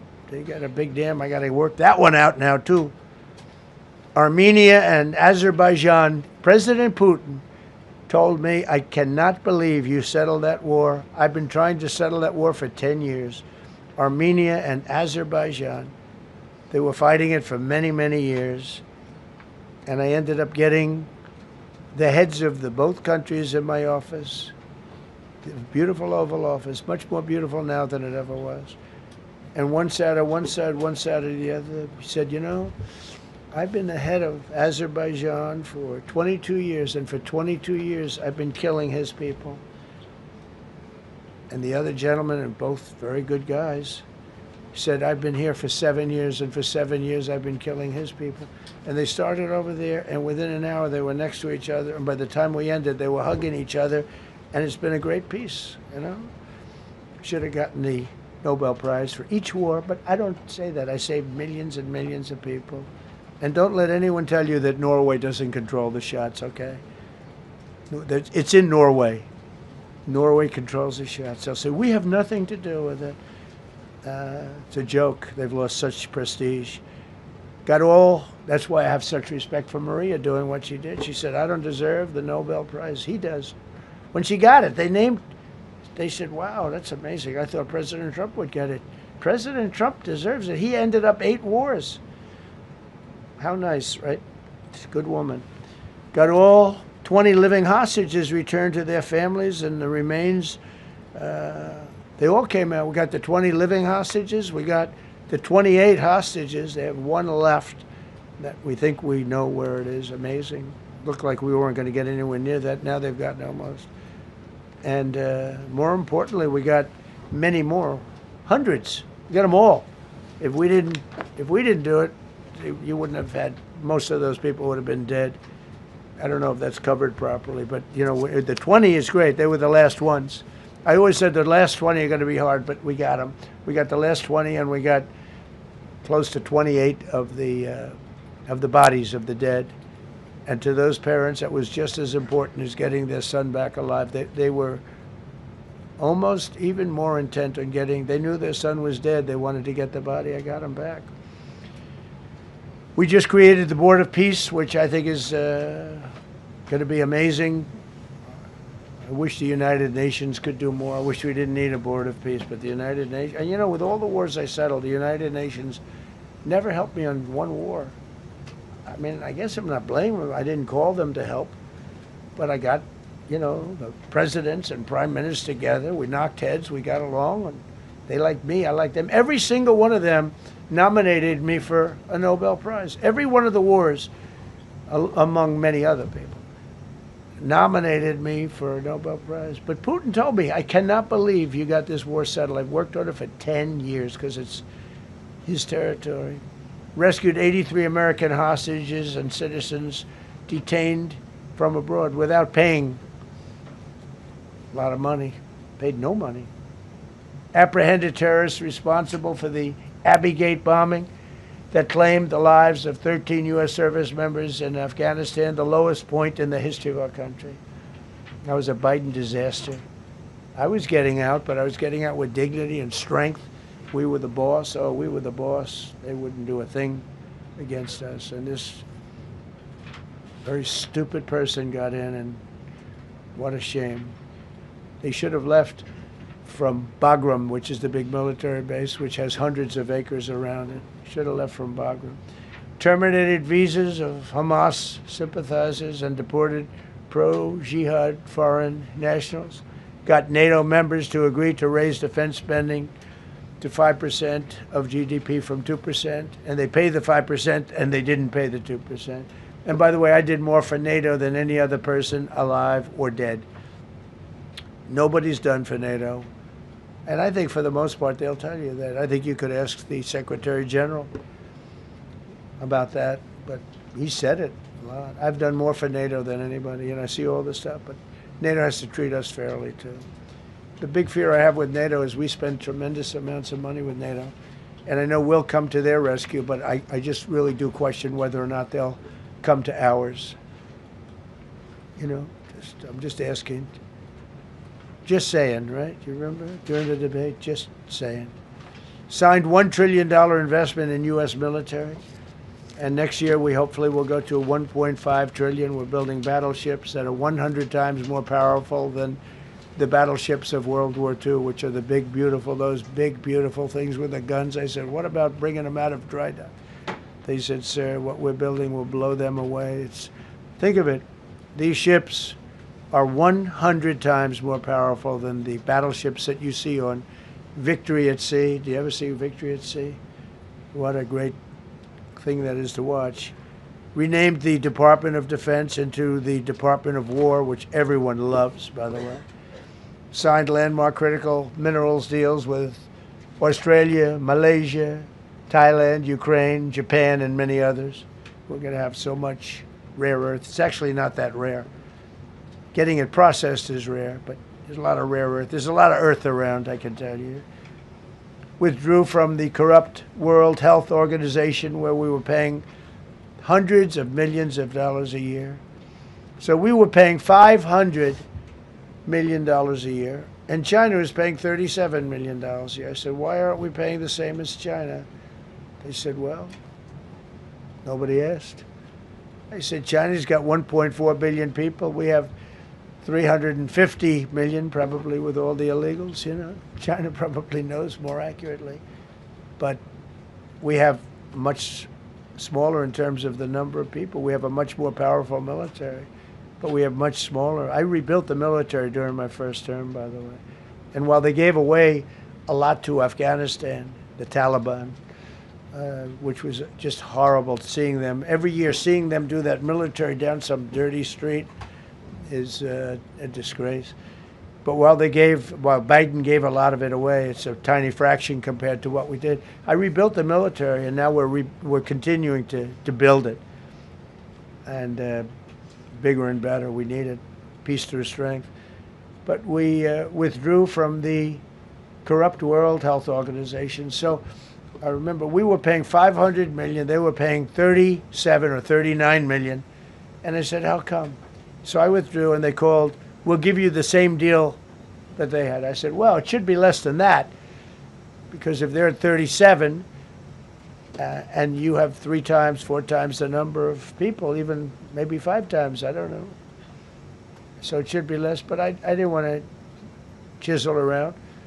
And I thought about it.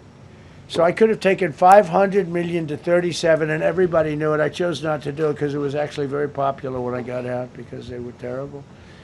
And so I chose not to take that deal. First thing Biden did is go back into it. You know what he paid? More than 500 million. So I actually called them. I said, you know, you can buy it for less. You can make a deal at 37. There's no reason to pay 500. They didn't care. They paid more than 500. Did you know that? They paid more than 500 million. I made a deal at 37. I could have had 37. They were public about it.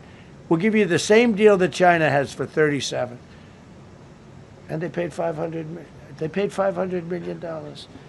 That's the way you ruin a country. And it's the same attitude that, you know, you have on everything else with these people. They were terrible.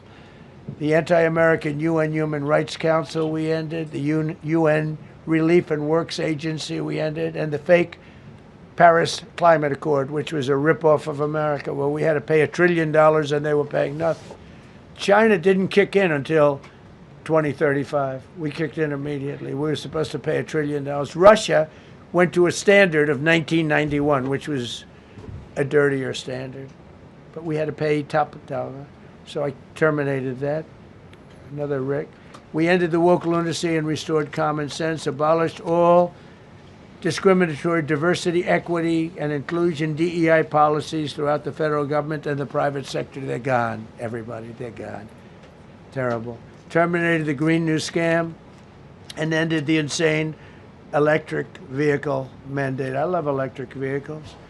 That caused me a little problem with a man named Elon. But he understands, and he's a good guy. We get along, but I said, Elon, we can't have all electric cars. We just can't do it. I like the electric cars. I like his car. But in particular, I like his car. But we can't do that because some people don't want an electric car by 2030. And to build the power stations all over the country would have cost $4 trillion. $4 trillion. That's more than any country has. If you got China, the United States, and everyone, you couldn't do it. And it would have taken years. And yet they were supposed to be switching over electric vehicle mandate. Some people don't like electric cars. Some people want hybrids. Some people want regular gasoline-powered cars. We have more gasoline than anybody. And now with Venezuela, we have 62% of the market when you include Venezuela. So I ended the Green New Scam, and I ended the insane electric vehicle mandate. Now you can buy a gasoline-powered car, a hybrid, and you can buy a electric vehicle. I mean, if you think, if you want electric, you can buy it. Make a good deal on them right now because they made a lot of them. Permanently stopped Joe Biden's ridiculous CAFE standards. That's having to do with the environment, so ridiculous. Cancel the EPA's absurd, totally absurd, tailpipe emission standard, which made you spend hundreds of thousands. It made for hundreds of thousands of cars. The numbers, the cost numbers were incredible that the consumer has to pay. Imposed 25% tariff on all foreign automobiles and 100% tariff on Chinese cars with don't come into the country because of tariffs. Only because of tariffs. We didn't have tariffs, you wouldn't have any car. We have now more car factories being built in the United States than ever before because of tariffs. If they take those tariffs away, China will eat our lunch. They'll take all of our car business. Now, there's another way of doing it, but it's more cumbersome, et cetera, et cetera. I don't want to scare you, but it's much more cumbersome, not as good for national security as this. We have a perfect system right now. We're making a fortune.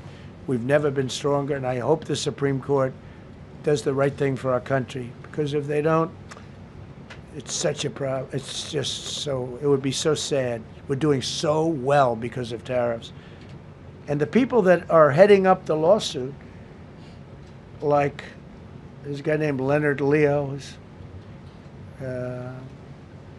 bad guy, and people that are very China-oriented and foreign car-oriented and foreign business-oriented, but in particular China, they're suing to get rid of tariffs because they don't want tariffs, like Coke.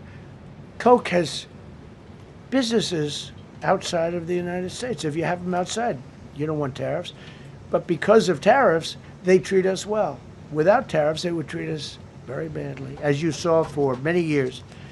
They respect us more now than they ever have respected us, by a lot. And revoked the California emissions waiver to stop San Francisco communists from regulating the automobile industry and destroying automobiles and the industry in the nation. I was with Bill Ford of Ford Motors. I was with all the people at General Motors the other day, and they are making more money and building more cars than they are doing so good. All because of tariffs and what I've done.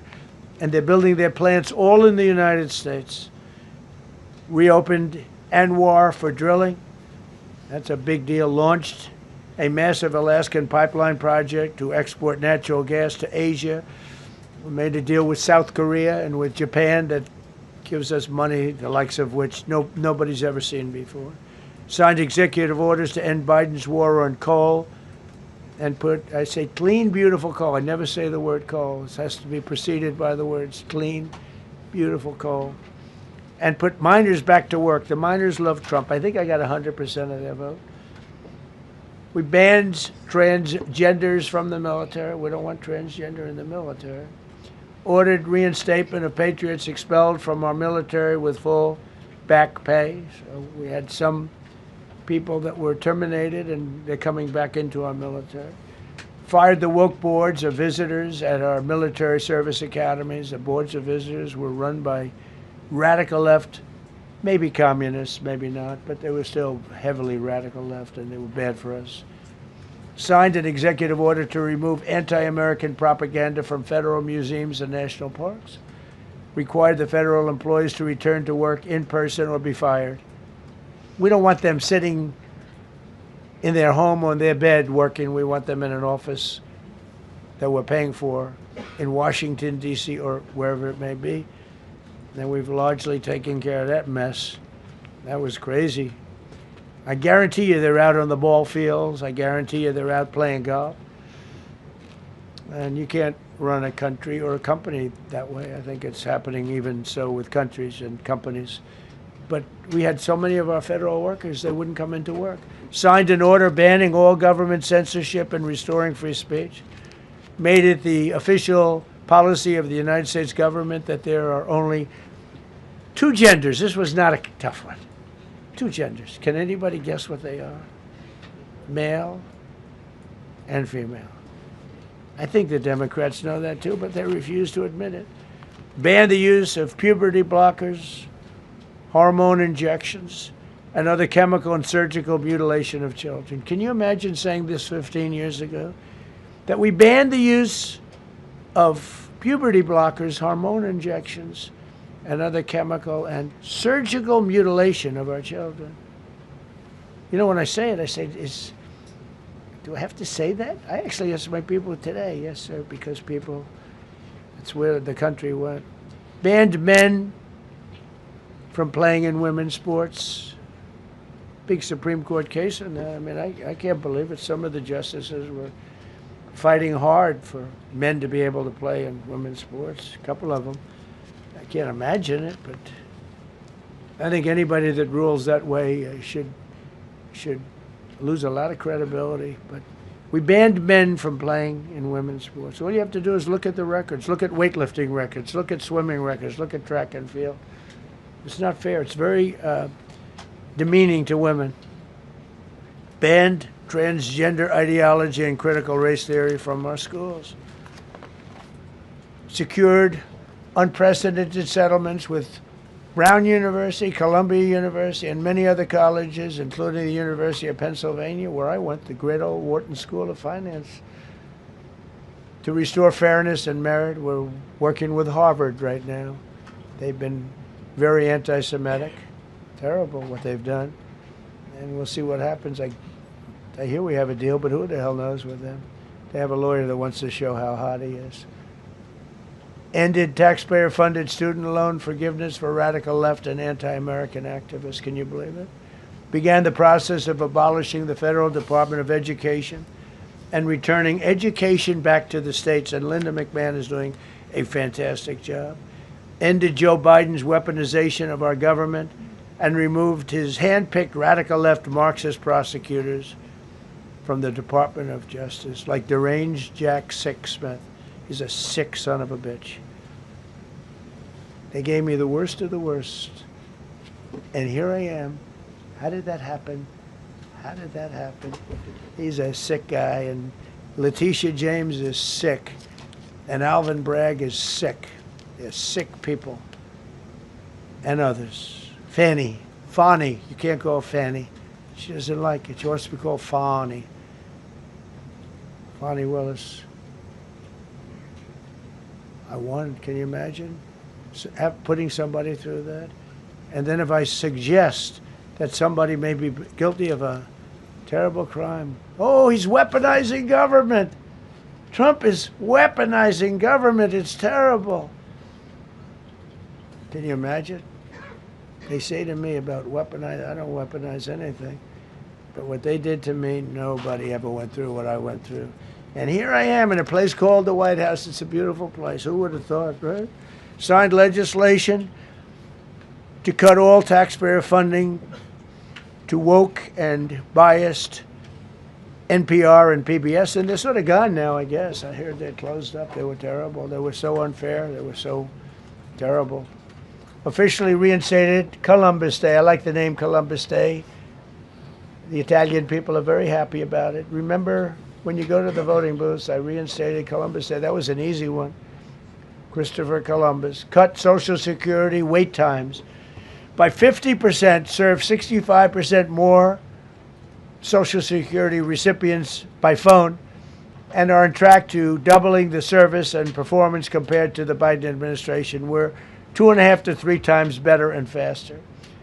Slash VA claims backlog to the lowest number ever recorded. Created Trump accounts starting with $1,000 for every newborn baby. This is something that's become so popular. And I give Mr. and Mrs. Michael Dell Computer, who put in $6.25 billion, started with nothing. And he actually invested all that money to give to kids so that when they grow up, they have an account that might be worth a lot of money. It'll be riding with the markets. And, you know, they can, at 20 years old, 21 years old, they could have $100,000. They could have a lot of money. That's going to be amazing. But I give a lot of credit to Mr. and Mrs. Michael Dell. Signed AI executive order to ensure the United States dominates the future of artificial intelligence. So we're leading China. We're leading the whole world. We're producing more electricity than we ever have because I'm allowing every one of those plants to build their own electric facility.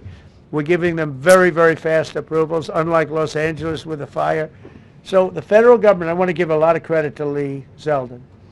The hardest approval for the 20,000 houses or more that burned down in Los Angeles because they didn't have the water.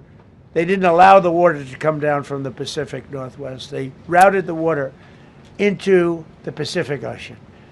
So we had no water there. No, he had. I would say open up the water. Open it up to the governor, to the mayor.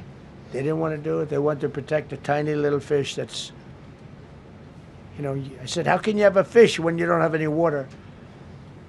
It was just an excuse, I guess. But it's amazing. We took 20,000 houses, and Lee Zeldin, the toughest permit is from the federal government. Within 2 weeks, every single permit was given to the people to build their houses. Then you have the incompetent mayor of Los Angeles. He's neutral, who decided to go to Africa during the fire. So you have this incompetent mayor, and I had it out with her the night when I got, right after the fire, I went there. She said, we're working on it so that we can have everybody starting to build within 2 or 3 years. Remember that? I said, you mean 2 or 3 days? No, I mean 2 or 3 years. And the place went crazy. Well, they still haven't gotten their permits. But every federal permit, every single one has been given a year ago. And Lee Zeldin has done a great job. And he's done a great job in the approval of all these big plants and factories and all of the electricity that they're creating for themselves. I said to Zuckerberg, I said to all of them, I said to Jeff Bezos, I said to everybody. Mark Zuckerberg couldn't believe it. He said, you know, where are we going to get all the electricity? Because you need double the electricity that the country currently makes just to fire up those big plants. I said, well, nobody can do that. So what we're going to do is let you make your own electricity. Nobody believed it. And I said, we're going to get you fast permits. So we get them within 2 weeks. And they're coming up with some of the most incredible electric plants you've ever seen. So each one of those massive buildings, AI or otherwise, is building their own electricity. They're building their own plant. And it's incredible. Many of them are under construction already. They're going to have, we're leading AI, and we're leading China by a lot. Established a MAHA presidential commission, banned many artificial food dyes, as you know, issued new vaccine recommendations, and created new real food pyramid. And Bobby and Dr. Oz have been incredible. Provided $12 billion in aid for American farmers. Just gave them $12 billion in aid because they got screwed by other nations. And the number of drug dealers have fallen every single month since I took office. Drug dealers are way down in the United States. And that's a small version of what's sitting right there. That's just a small version. We took a country that was dead, and it's the hottest country in the world right now, and that's after 1 year. So let's go. That's a lot of people. Go ahead, please. Yeah, go ahead. Thank you so much, Mr. President. I have 2 questions for you. One, do you want your Board of Peace to replace the UN? Well, it might. I mean, the UN just hasn't been very helpful. I'm a big fan of the UN potential, but it has never lived up to its potential. The UN should have settled every one of the wars that I settled. I never went to them. I never even thought to go to them. They should be able to settle those wars. They don't. I believe you got to let the UN continue because the potential is so great. And I wonder, you invited Lula from Brazil to be part of the Board of Peace. I did. What role do you expect him to play, especially a big role. I like Venezuela? Yeah, and another one, because the Are you from Brazil? Yes. The EU and Mercosur just signed a trade agreement this weekend, which is going to be the biggest trade zone, free zone in the world. Right. At the moment, you are talking a lot about tariffs. What is your reaction to that? So 2 questions, Lula. Well, look, I just think this. I think we have trade like we've never had before. We're doing better in trade than we ever have before. We're not being ripped off by every country in the world like we were before. We're doing numbers that nobody's ever thought possible. We're the richest we ever were. It's because of tariffs and the proper use of tariffs, and we're also the most secure. As an example, Iceland, without tariffs, they wouldn't even be talking to us about it. So we'll see what happens. I think it's going to work out quite well. Yeah, right behind. Thank you, Mr. President. How would you characterize your relationship with Emmanuel Macron and Keir Starmer right now? And have you spoken to them since your Truth Social post last No, I night? haven't, but I think I get along very well with them. I mean, they always treat me well. They get a little bit rough when they're you know, when I'm not around. But when I'm around, they treat me very nicely.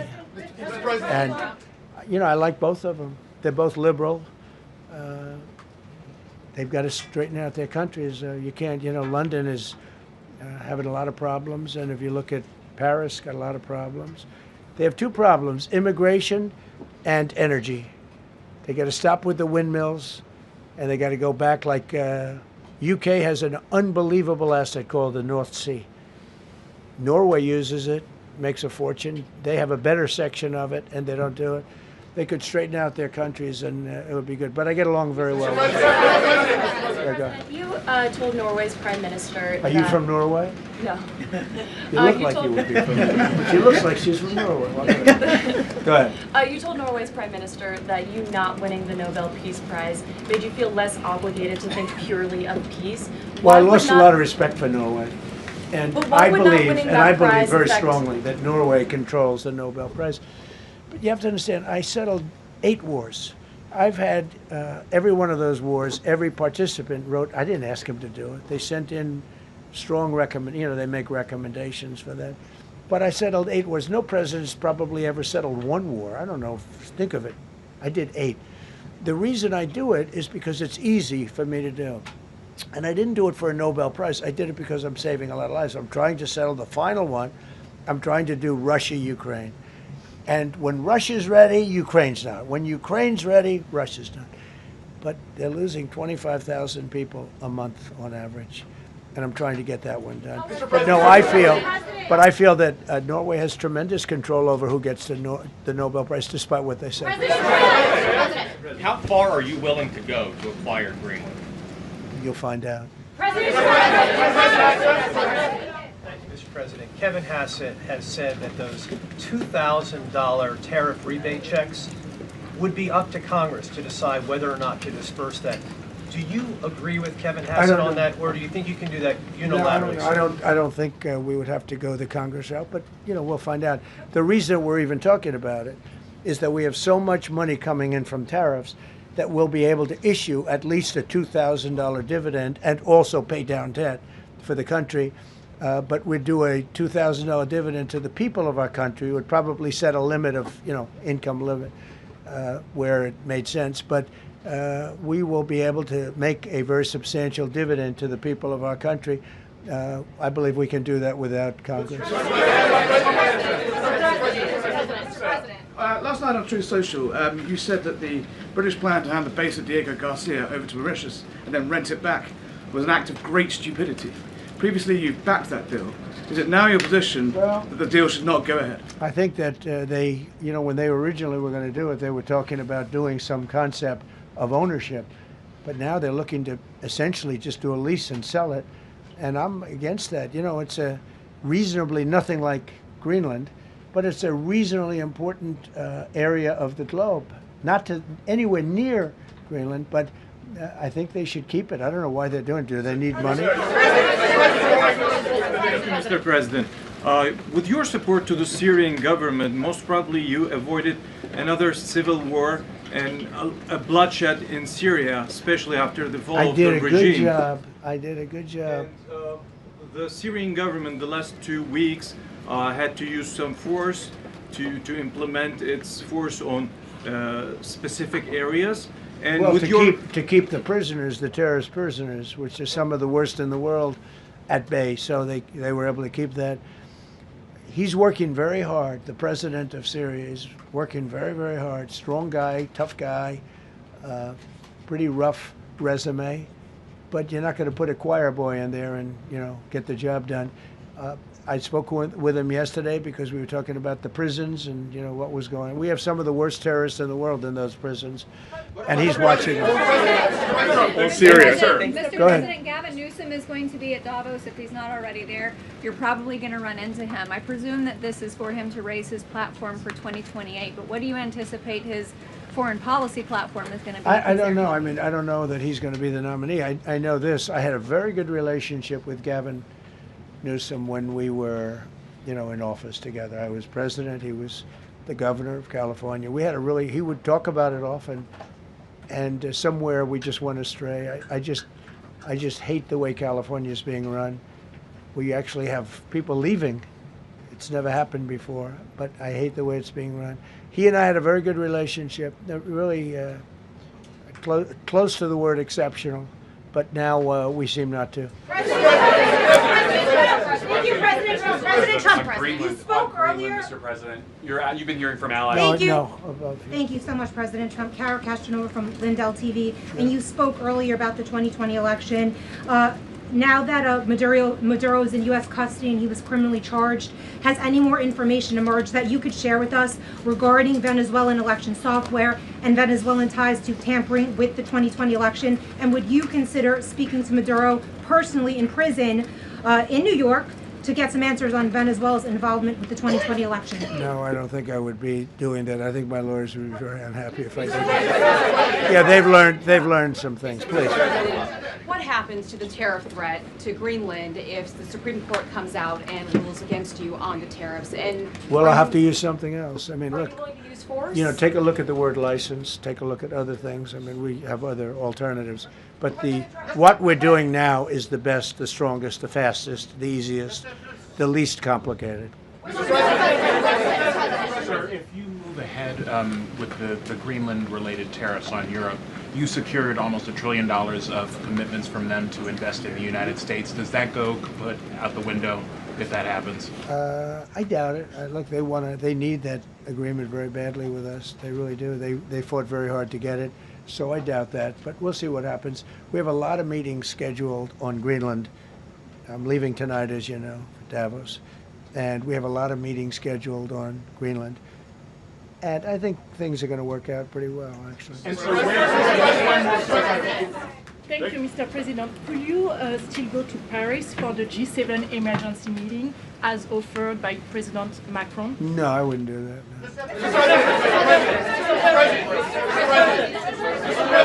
No. Because, you know, Emmanuel's not going to be there very long. And, you know, there's no longevity there. He's a friend of mine. He's a nice guy. I like Macron. But he's not going to be there very much longer, as you know. And I think, you know, I have meetings with the people that are directly involved, not some of the people you're talking about. Thank you so much. Thank you so much, Mr. President. Happy You know, I've New Year. never seen this room like this. Is this a celebration of the first year? Yes. Have you ever seen it? I've never seen this many. I hope we have a very good. I hope we have a very good structural floor. You know, this used to be a swimming pool. You're sitting over a swimming pool. I could see that happening. But we need a good structure here, don't we? Huh? Yeah. Thank you so much, Mr. President. Happy 1 year anniversary. Thank you. And my question is on Syria. The Kurds, as the most loyal U.S. partners, facing attacks by some Syrian elements within the Syrian government.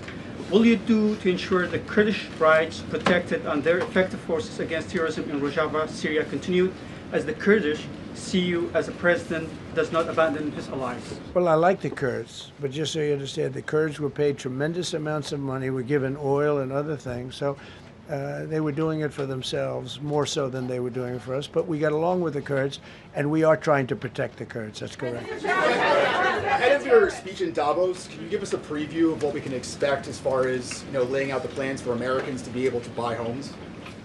I think more than anything else, what I'm going to be speaking about is the tremendous success that we've had in 1 year. I didn't think we could do it this fast.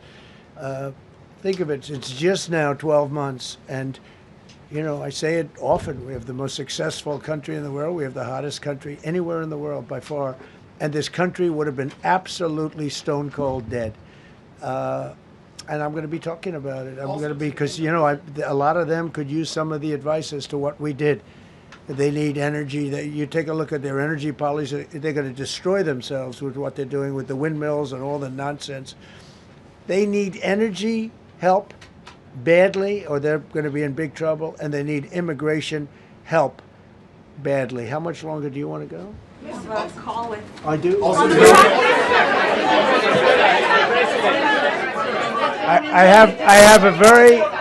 have a very important call with President Erdogan, who I like a lot. All right, one or two more questions. Go ahead. Thank you, Mr. President. During Go your ahead, second, please. Go ahead. One Thank you, question Mr. about President. critical we had one. Yes. Thank you, Mr. President. The red blouse, go ahead. You talked a lot at the beginning of this about the economy, some positive economic indicators. Polling shows a majority of Americans don't feel the economy is doing well. Are you worried you're making the same mistake as President Biden by telling No, I hope I don't make the same mistake as him. Look, I inherited a terrible, it's a great question because we inherited a terrible, terrible mess between the border, between all the problems. The whole country was falling apart. And in 12 months, less than 12 months, in 12 months, we have the strongest border we've ever had. We have prices that are much, much lower than they were for the last.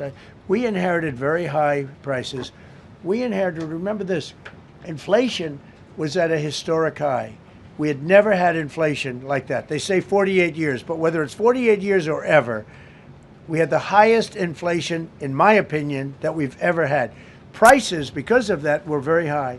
I inherited, we brought down eggs immediately. Remember the first news conference, they were screaming at me about eggs. I was in the position for 2 days, and we brought eggs down to lower than what they were before. And by the way, they continue that way. We brought the prices down from when I came into office and from what Biden had, way down. We're going to bring them down further. But the job we did is a miracle. One of the reasons I'm doing this today is to explain. We inherited a mess, and we've made it a beautiful, beautiful picture. Think of gasoline at $1.99 in many states. $1.99 a gallon. It was $4.50, $5, in some cases $6 or $7. We're at $1.99. And energy is so big that with energy, everything else comes down. But the prices are coming way down, and we're going to bring them down further. But we started up here with these guys. We inherited a country that was broken. We inherited a country, and I have a very warm spot. We've done very well with Venezuela. And by the way, that even in itself is going to help us bring down the oil prices. The Venezuelan oil, we've taken 50 million gallons of oil. We've taken 50 million barrels of oil out of Venezuela in the first 4 days.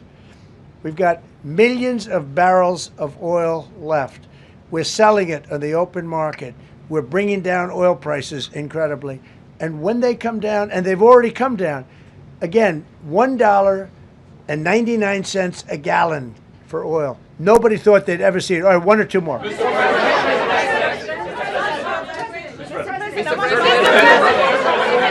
ahead, go, yes. I want to ask you about Iran. Is the military option still on the table? And can you assure us that the killing in Iran has stopped? And when regard to the Peace Council, which members have to pay $1 billion? So with Iran, are you from Iran? No, I cover the White House. Where are you from? I'm Palestinian American. So with Iran, they were going to hang 837 people. And I let them be known that, and we let them know that if that happens, that will be a very bad day for them.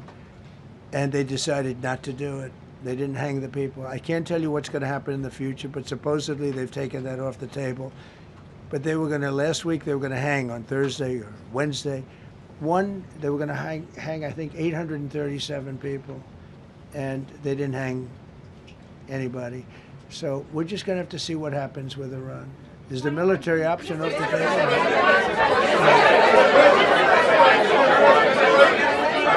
Go ahead. Thank you, Mr. President. Trump. Thank you, President Go Trump. ahead, please. Thank you, Mr. President.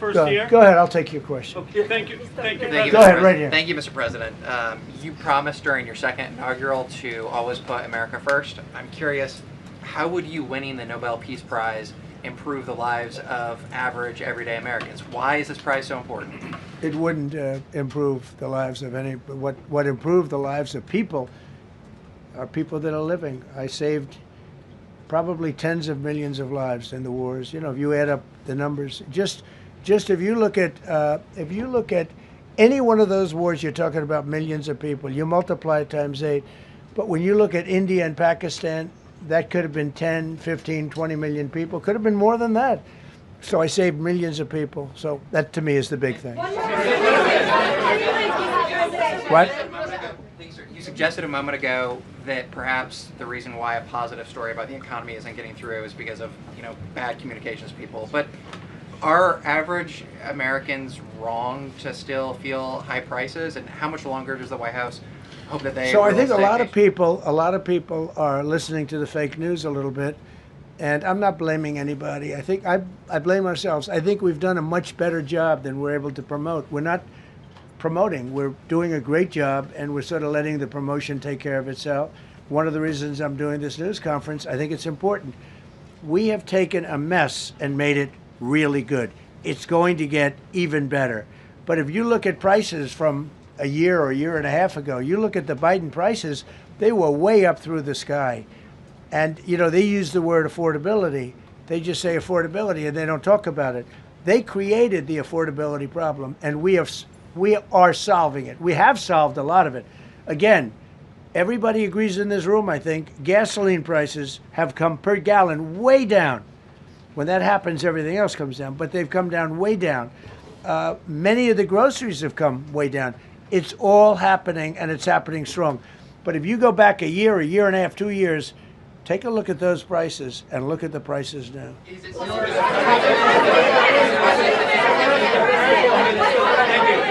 President of Venezuela, you made a condition. Where are you from? I'm from Spain. Nice place. Thank you. You made a condition that the political prisoners should be freed. It seems that they are not being as fast as they promised in the beginning. Would that be an issue for the current government? They've agreed that they're going to let, I guess, most of them out. Or depends on what they did, but they have released a lot of. Released a lot of political prisoners in Venezuela. Mr. President, earlier on last year, you had indicated that you wanted to take back the Panama Canal. I know we've heard a lot about Greenland. Is that still on the table? I don't want to tell you that. Sort of. I must say, sort of. That's sort of. Okay, one more. Yes, blonde, blue. Yes, go ahead, ma'am. Go ahead with the blue, holding the computer. If a consequence of your determination to take control of Greenland is the ultimate breakup of the NATO alliance, is that a price you're willing to pay? You mean the breakup of it's very interesting. NATO alliance. So I think something's going to happen that's going to be very good for everybody. Nobody's done more for NATO than I have, as I said before, in every way. Getting them to go up to 5% of GDP was something that nobody thought was possible, and pay. At 2%, they weren't paying. At 5%, they are paying. And they're buying a lot of things from us, and they're giving them, I guess, to Ukraine. That's up to them, but they're giving them to whoever they're giving them to, but they're buying a lot. I think that we will work something out where NATO is going to be very happy and where we're going to be very happy. But we need it for security purposes. We need it for national security and even world security. It's very important. How about it? Thank you very much. First of all, last year you told me that you believe that the reason you won the election is because God put you in this place so that you could save the world. Looking back 1 year, do you feel like God is proud of the effort that you've put in? I do, actually. I think God is very proud of the job I've done. And that includes for religion.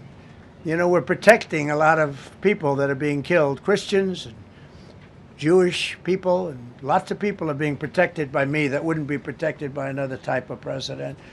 No, I think a lot of people are very proud of the job we've done. We've had an amazing year. This has been one of the greatest years. Even some people that wouldn't necessarily love me instinctively, they're saying this was an incredible year. We've had an incredible year economically. Look at our border. Our border was a disaster.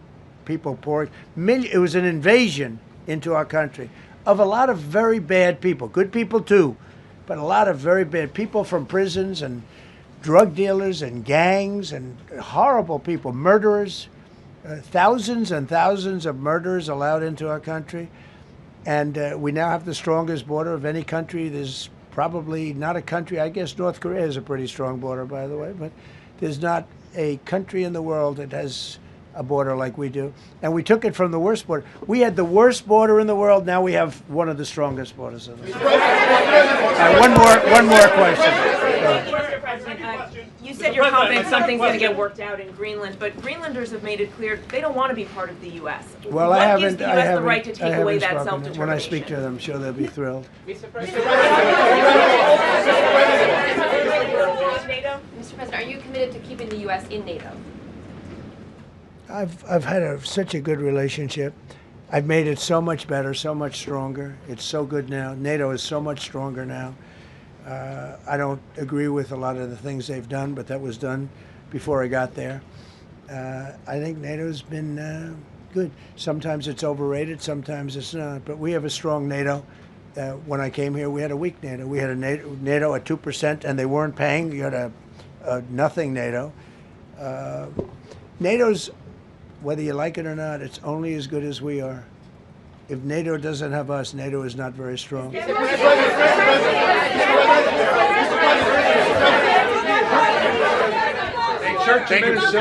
no, behind you, please.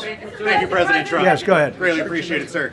We heard a long list of accomplishments from the last year. Could you cherry pick the top 3? And then looking forward, what are your 3 most important priorities in 2026? So I think the building of a really powerful military has been a great achievement, and that would include the Venezuela thing, that would include the attack on Iran and the wiping out of the nuclear threat. I think that's been really amazing what we've done militarily. I think what we've done in business has been incredible. We have $18 trillion coming in. Plants are being built all over. Thousands of plants are being built all over the country. 18 trillion is a record. No country has ever come anywhere even close to that. I think that's a record. And I think that most favored nations for drugs is something that nobody thought they'd be able to get. Tariffs helped me there because the nations would have never gone along with it if I wasn't able to say, if you don't go along with it, we're going to put a 10 or a 15 or a 20% tariff on your nation. And they went along. And our drug prices are going to come down at numbers never even seen before, never even thought possible before. So those would be 3 things. Thank you. Thank you all very much. Thank you very much. How much did you pay for Greenland, sir? How was the game? Go Indiana.